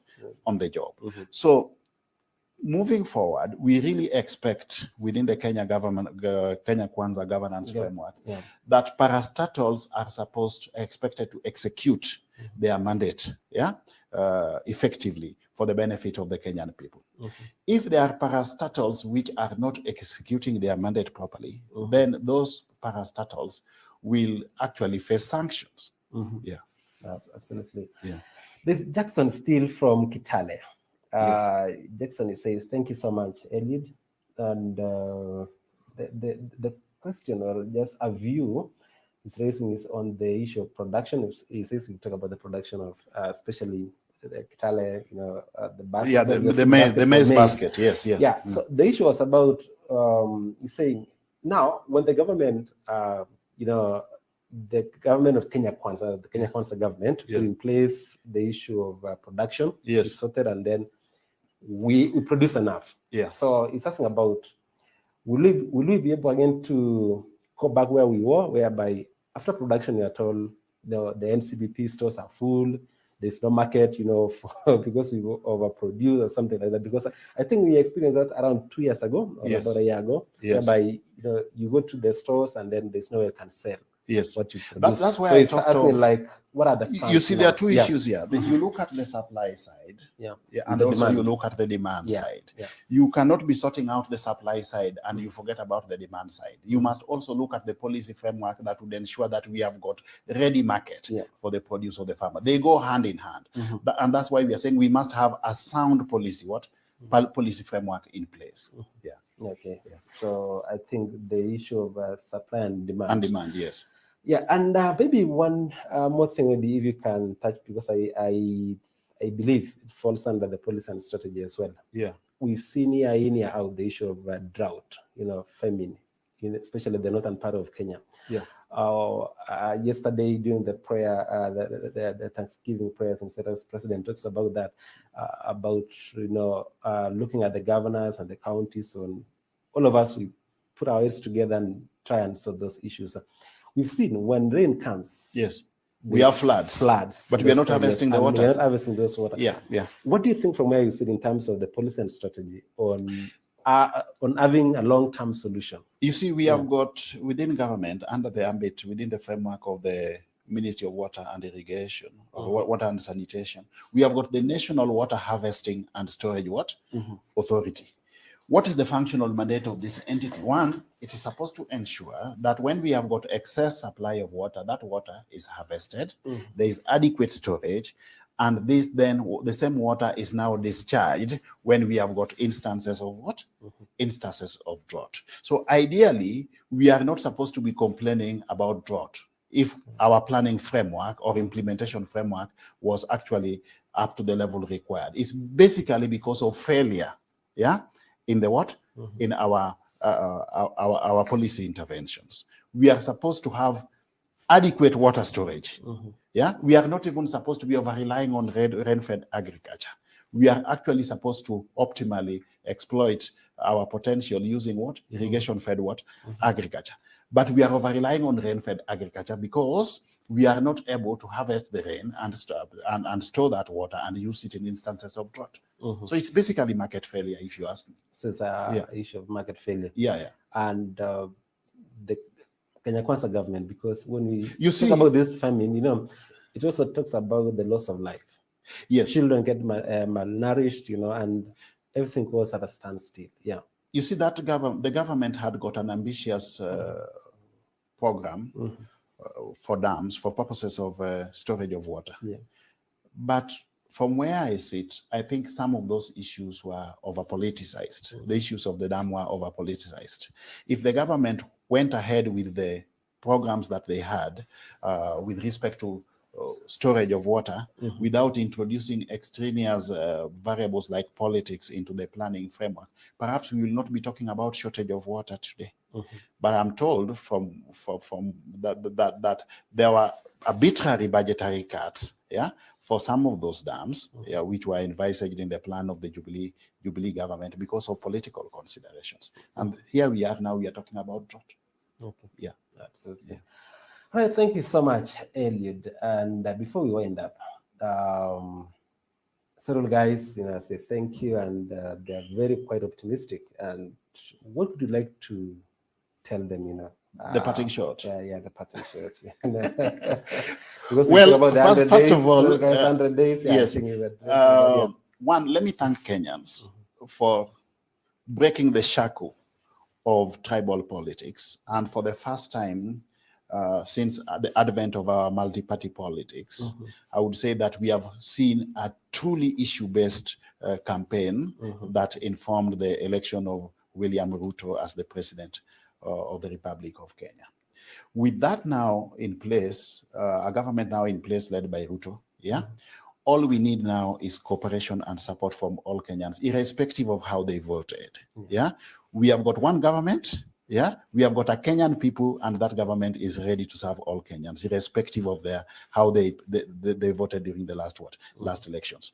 Let us give the government the cooperation, the enabling environment that the government requires to enable it implement the promises that it made to the people. From where I sit, I can state authoritatively without fear of contradiction that the William Ruto-led government, Kenya Kwanza government, will deliver on the promises that it made to the people. Okay, so the will is there. The will is there. The people are there. And the work here is to be done. Yes. All right, thank you so much, Eliud, for your time. I know you have a very busy schedule, and we really appreciate you for finding time to come and speak to us. Maybe the next 2 weeks again, if you get a minute or two, yes, you're welcome back, so that you'll be able to keep in track, and keep in checks on what's new each and every. I'll be ready and available. Karibu sana. Thank you very much. Asante. It was indeed my pleasure.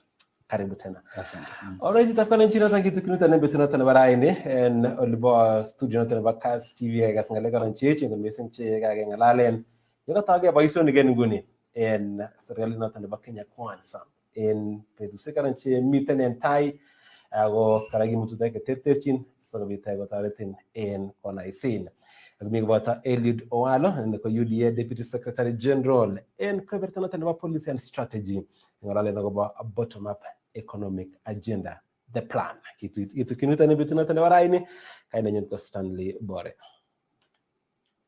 Yes,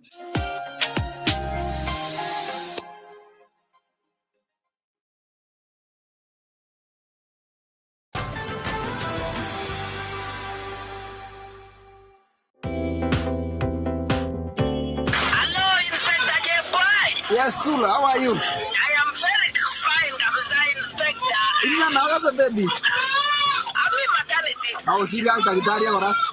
Daktari wakunga. Wakunga hii. Alia. Wananikosea heshima kabisa, Inspector. Alia. Na kweli wakifike hii. Sababu kutunasa kutinyenyesha kata Inspector. Maboya jawa matiangi. Exactly. Kakisila kwenda kienda nasari. Agile wacha gai nasari. 3 days.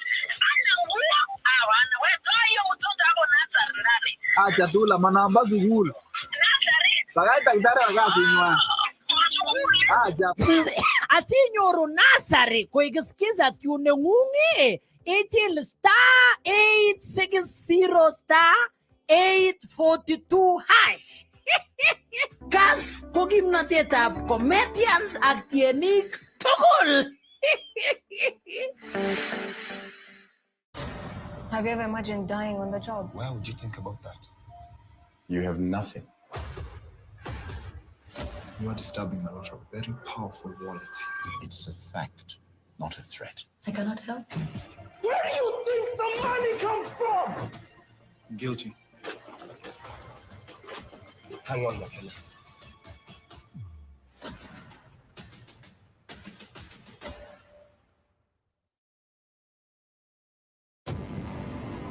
Sanura amerudi kwa wale wasio. Mtu yeyote asifungue kinywa chake kuongea na yeyote. Wewe unasimama kidete kupinga mila ambazo wewe ulizifanya. Mtoto wa kike akifikia umri anapaswa kuolewa, sio kuleta familia yake shida. Sanura lazima olewe na Dula.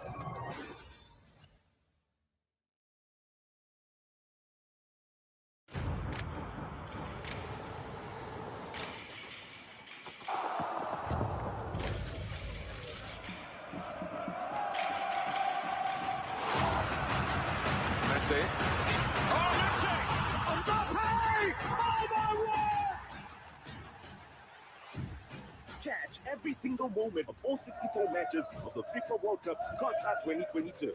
Live on SuperSport. Here for every fan.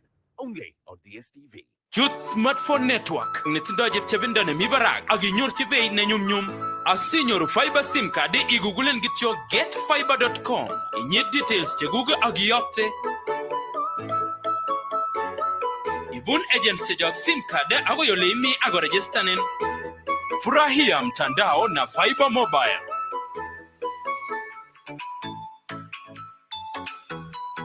Fiber Mobile, truly Kenyan.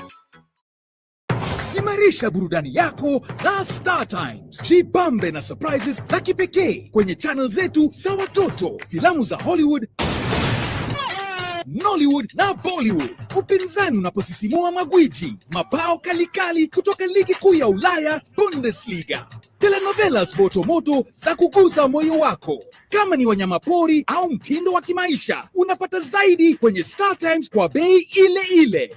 Jiunge sasa kwenye Aerial Classic Bouquet kwa shilingi 899. Utazame zaidi ya chaneli 75 au Dish Smart Bouquet kwa shilingi 999 tu kwa zaidi ya chaneli 105 kwa siku 30. Burudani ya hali ya juu kwa bei ya furaha.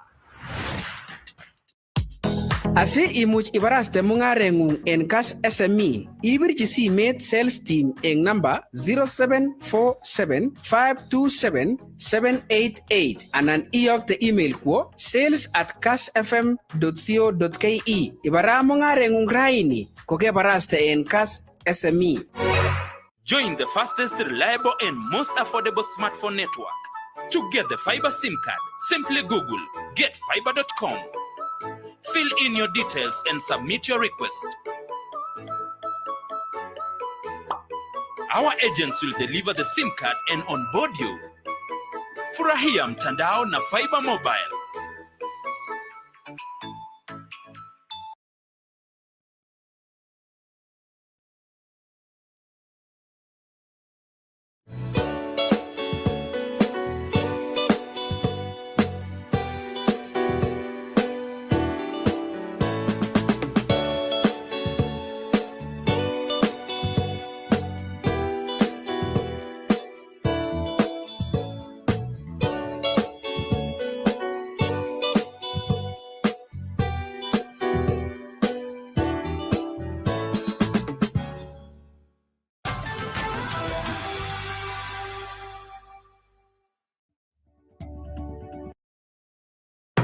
Imarisha burudani yako na Star Times. Jibambe na surprises za kipekee kwenye channel zetu za watoto, filamu za Hollywood, Nollywood na Bollywood. Upinzani unaposisimua magwiji, mabao kalikali kutoka ligi kuu ya Ulaya Bundesliga, telenovelas moto za kuguza moyo wako. Kama ni wanyamapori au mtindo wa kimaisha, unapata zaidi kwenye Star Times kwa bei ile ile.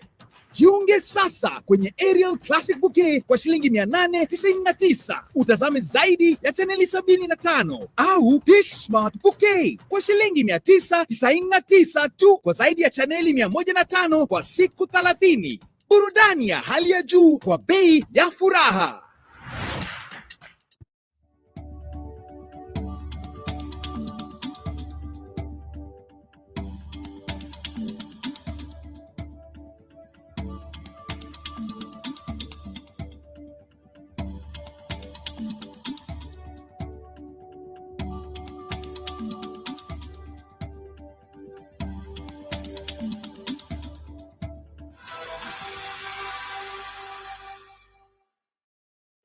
So that we're here together, cause there's nothing better than an adventure from the book.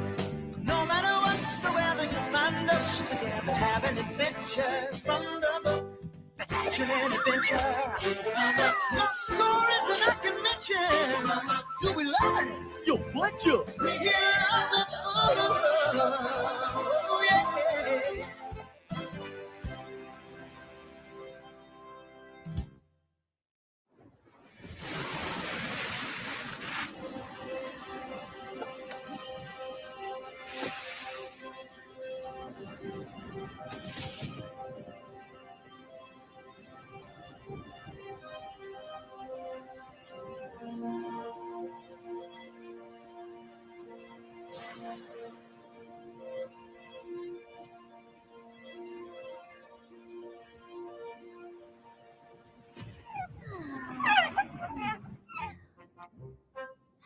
This is so boring. I sure do wish something would happen. Me too.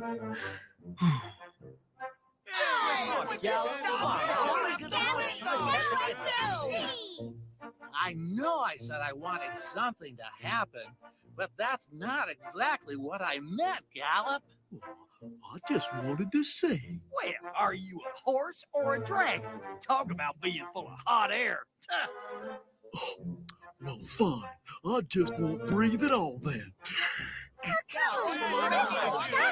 Be fair, everyone. Gallop can't help it if he's got a distinguished profile. Oh, that's just a nice way to say that you have a big snout. Kass! Well, luckily this buckaroo's face is flat and round, which comes in mighty handy sometimes. All right, stand back, y'all. I'll show you what I mean. Yeehaw! Wow! Look at him go! Yeehaw! Now if we can just keep that dragon-breathing horse away from the glass, well... All right, that's enough, Tex. Aw, Tex doesn't mean it, Gallop. It's all this rain. It's just making everyone a little bit cranky. Pete's right, Gallop. After all, it has been raining for days.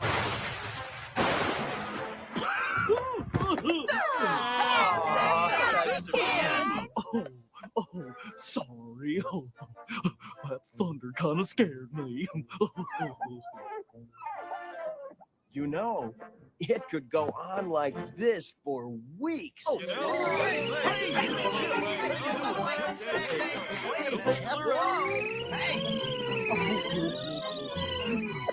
Hi, Chip. Do you have a suggestion? Oh,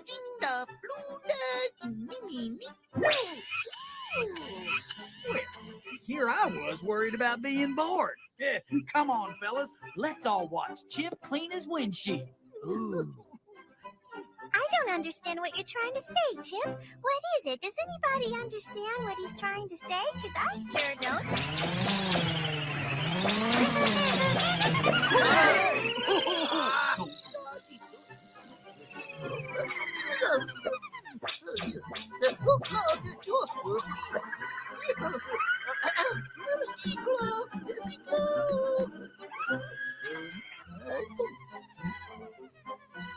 Wait a minute.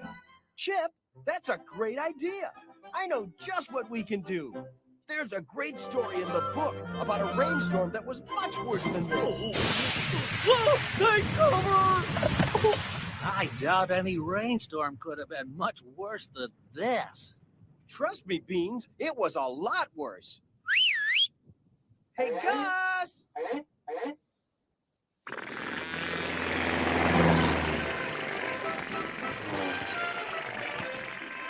Over here, buddy! Gus! Gus, down here! Hang on, whoa, look out! Let's go!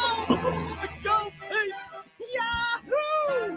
Come on, everyone! Let's have some fun!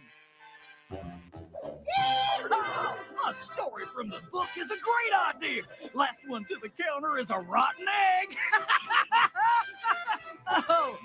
No offense, fellas. Come on, let's go. Yeehaw! Uh-oh. Whoa! Whoa! Nevin! Hey, come back here! Hey, Gus, stop for it! Hey, Pete!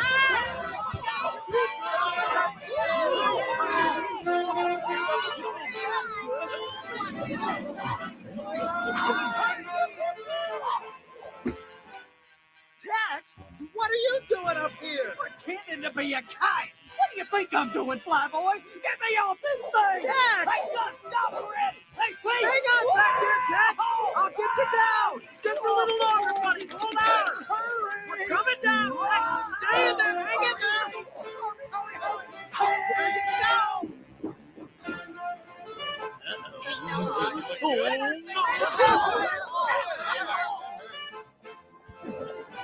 Tex, hold on, okay? Tex, here I come.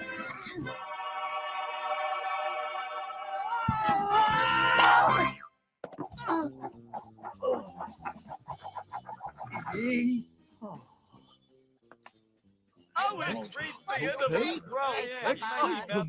Tex, I believe you are the last one to the counter, which makes you the rotten egg. Hey, ain't it about time for that story we was hearing about? Tex is right, everyone. Let's get ready for tonight's story. Chip? Chip, can you organize the worker toys so that we can set up the stage? Okie dokie. Soldiers! Sir, yes, sir. Secure all windows and doors. We don't want any surprises this time, okay? Yes, sir. Great. One last thing to organize, and we're in business. Okay, the rest of you, listen up. It's time to choose parts for the story of the greatest rainstorm in history. Let's see. Hold on, everybody. Just one at a time, okay? Me. Over. Yeah, you got it. Come on.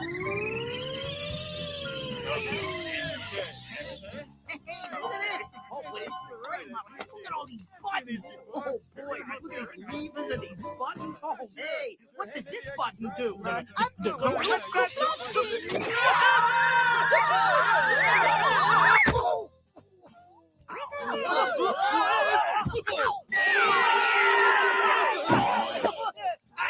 I am stuck here.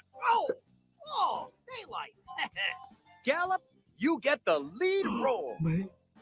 Little me? Oh, gosh. I never thought I'd be a star. Hey, bring it over here. Come on, home. There we go. Great. So everyone knows what part they're playing? Is everybody ready? Then it's time for a great story from the book.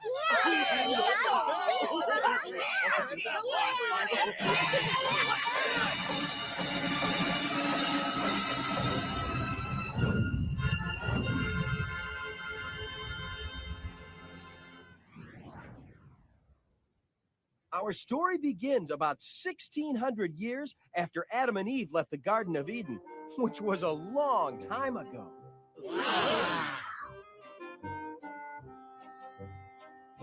Now, the man that lived in this house was an amazing man. I said, the man was amazing. Gallop, that's your cue. Oh, well, Noah may have been courageous, but the horse is a chicken. Very good. Well, no. No, you're too.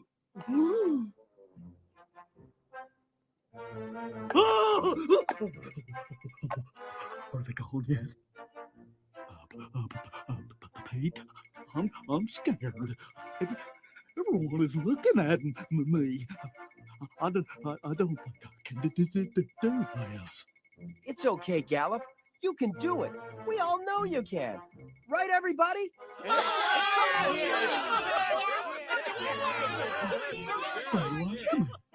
They really like me. Oh, I can do this. Hi, everyone. Oh, Noah.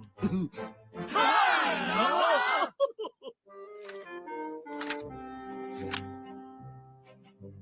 Now, Noah wasn't courageous because he fought in great battles or anything like that. He was courageous because he listened to God when very few people did. What do you mean, Pete? Why didn't other people want to listen to God? Yeah! Since Adam and Eve were banished from the garden, people had continued to defy God and do their own thing. People were killing each other, stealing, and many other bad things. And very few people were left that loved God or even cared that He was their creator. One day, God decided that everything had gone too far. He had had enough. So He called on the only faithful man that was left. Noah! That's right, Beans. God called on Noah.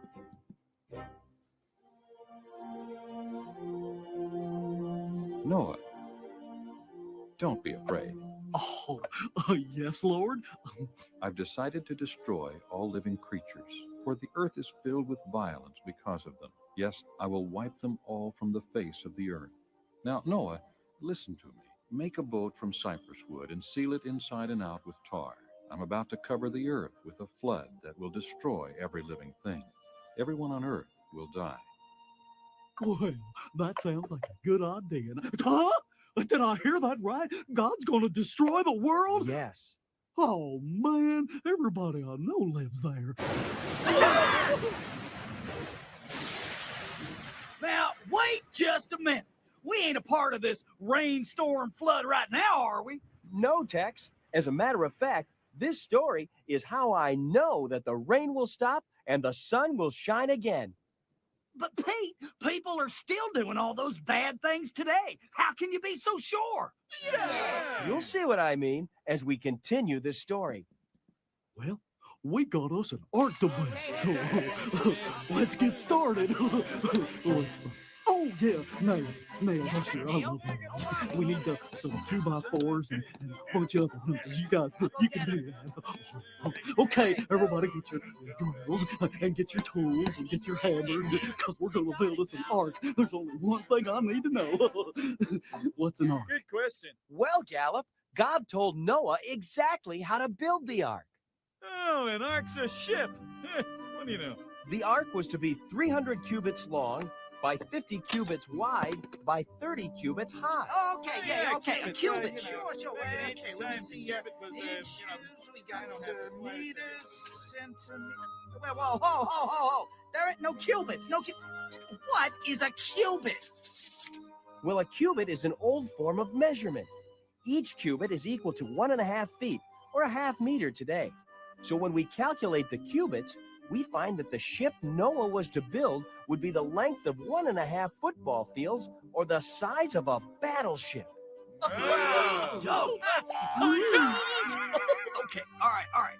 So Noah had to oversee a crew to build a ship. How does that make him courageous? Well, Tex, it was a lot more difficult than that. First of all, there were no power tools back then. What? No. No pre-cut lumber, no forklifts, no nails, no help, and no experience. Noah had never built even a small boat, much less an ocean liner. I guess not. Goodbye. Don't worry, pal. What? Oh, no. Hey, wait, fellas, don't go. No, don't come bring back your tools, please. Oh, come on, Pete. What? I'm supposed to build a ship this big all by myself? I can't do it. Well, no, not all by yourself. Oh. Whew. Well, thank goodness. I was starting to worry. Actually, Noah had a little help from his 3 sons, Shem, Ham, and Japheth. What? Oh, God wanted 4 people to build a boat the size of a battleship? Yup. Oh, did I mention that when Noah started construction, he was 500 years old? What? Oh. This is why Noah was a courageous man. God told him to do something that seemed to be impossible, and he never questioned God. He just did it. Yo, Dad, come on, man, wake up. Oh, hey, wait a minute, guys. Man. I'm up. Hey, smells like a hot barn. Now, Pete, do you realize how long it's going to take for 4 people to build this thing? Huh? Well, let's see. It took hundreds of people many years to build the Titanic. And it takes even more people a longer time to build a battleship, and that's with power tools and the whole works. And according to the book, oh, here it is. It should take you and your 3 sons 120 years to build the ark. Why couldn't anyone else help them? Did God say only Noah and his family could do it? No, Tina. Noah would have loved to have had help, but no one believed him. They all thought he was crazy and made fun of him. They didn't care about what Noah said God was going to do. After all, they didn't care about God anyway. All they cared about was themselves. Then one day, Noah was done. The ark was 450 feet long, 45 feet high, 75 feet wide, with 3 floors. There was a small opening all the way around the deck for air, and only 1 door and 1 window. It rested in the desert, hundreds of miles from the nearest ocean. It was the fulfillment of what God had told Noah to do, and God was pleased. Now, Noah, go into the boat with all your family, for among all the people of the earth I consider you alone to be righteous. Take along 7 pairs of each animal I've approved for eating and for sacrifice, and take 1 pair of each of the others. Then select 7 pairs of every kind of bird. There must be a male and a female in each pair to ensure that every kind of living creature will survive the flood. I will begin 40 days and 40 nights of rain, and I'll wipe from the earth all the living things I have created. But everyone still laughed at Noah.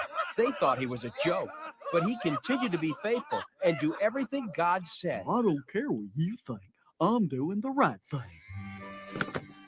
Okay, everyone, 2 by 2, just like God said.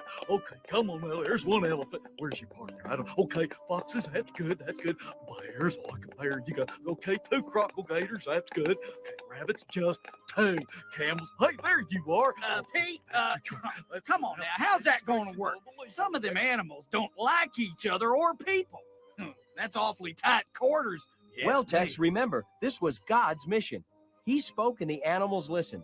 They came together and lived in peace on the ark. Wow. Noah and his family went inside. The door closed, and they waited for a whole month. Then the rains came. Here we go. Oh, yeah, that's right. Here That's come us. the rainmakers. All right. It's been a while since you've been up here, huh? Yeah, makes you get a good grip. All right. Don't tell me. I got my share. Yeah, that's a read for you. What do you think? Hey. It wasn't long after that the people laughing at Noah began to get very worried, and with good reason. You don't think Noah could be right? All right, now, wait. God isn't really going to kill all those people, is he?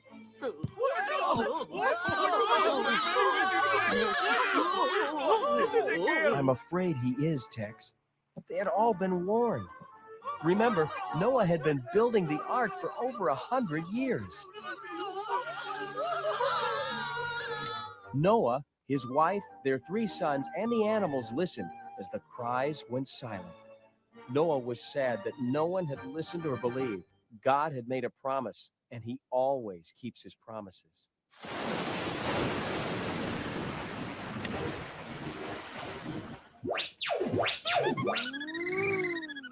This is scary. You think this is scary? Imagine being on the ark. Very little light, the storm raging, water splashing against the sides, and wondering if the ship you built can withstand the storm. And knowing that the people and animals on the ark are the only ones left alive in the world. The water was starting to cover the earth. The whole earth. Could a rainstorm really cover the whole earth with water? It wasn't just rain, Tina. Hit it, Chip. Underground waters burst forth on the earth. Ew-wee! It's like a giant water main broke. So much water flowed onto the earth that the highest mountain peaks disappeared underneath it.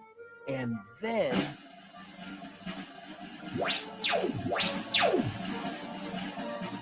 Stop!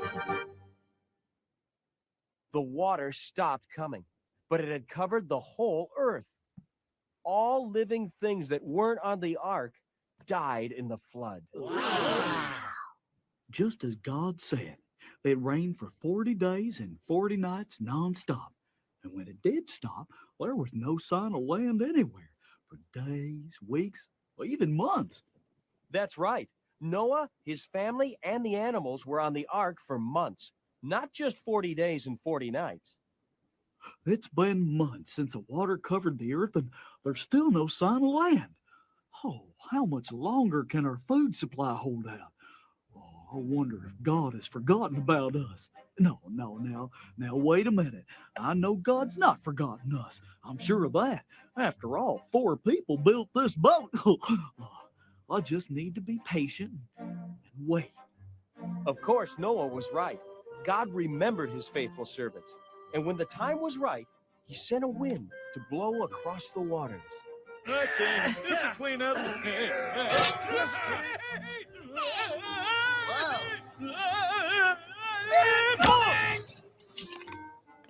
Ouch. Finally, exactly 5 months, that's 150 days after the flood began, something wonderful happened. Look! Oh, we've hit land! Hooray! At last, the ark had come to rest on the high peaks of Mount Ararat. Wow. The mountain is 3 miles high and thousands of miles away from where the ark was built. Remember, Noah didn't steer the ark. It wasn't built with sails or a steering wheel or an engine. The ark landed on the mountain just as God had planned. A safe place for Noah, his family, and the animals to wait for the water to settle. Oh, does this mean we can get off this ark soon? Sorry, Gallup. There was still a lot of water that had to drain away. It would be 2.5 more months before the water would go down enough for any other mountain peaks to appear. But God had given Noah the knowledge he needed to find out when it would be safe to leave the ark. Noah first used ravens to see if there were any trees or land that were no longer covered by water. Okay, Raven. It's been 40 days since those mountain peaks appeared over there. Go see what you can find. Noah released a raven every day to fly back and forth until the earth was dry. Next, Noah released a dove. Now, doves will only land on dry ground. At first, the dove found no place to land because the water was still too high. 7 days later, Noah released the dove again.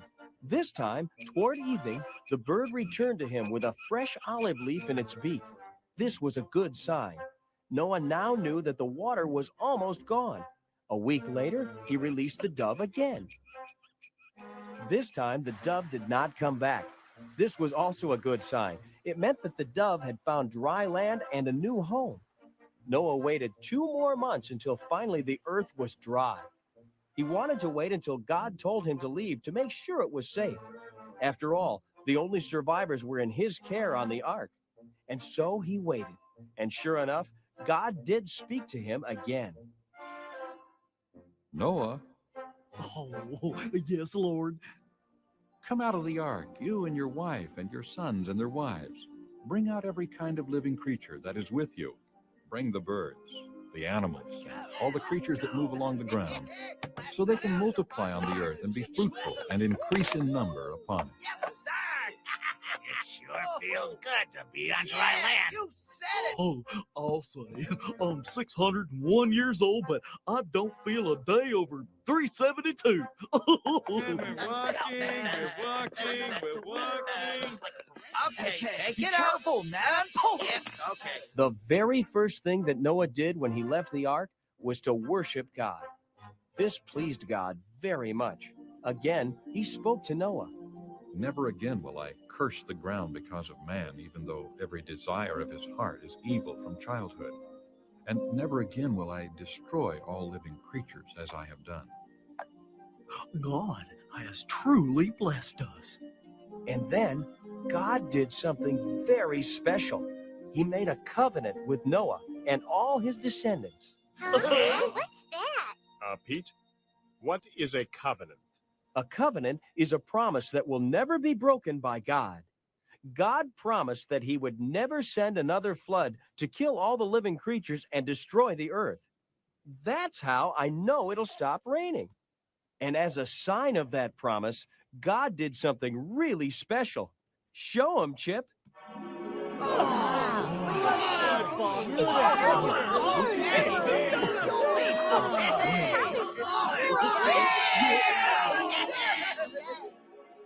He sent a rainbow so that at the end of every storm, we can be reminded of the hope of his unbroken promise. The story ends with a new beginning and a promise from God to all of us. The end. I always wanted to say that.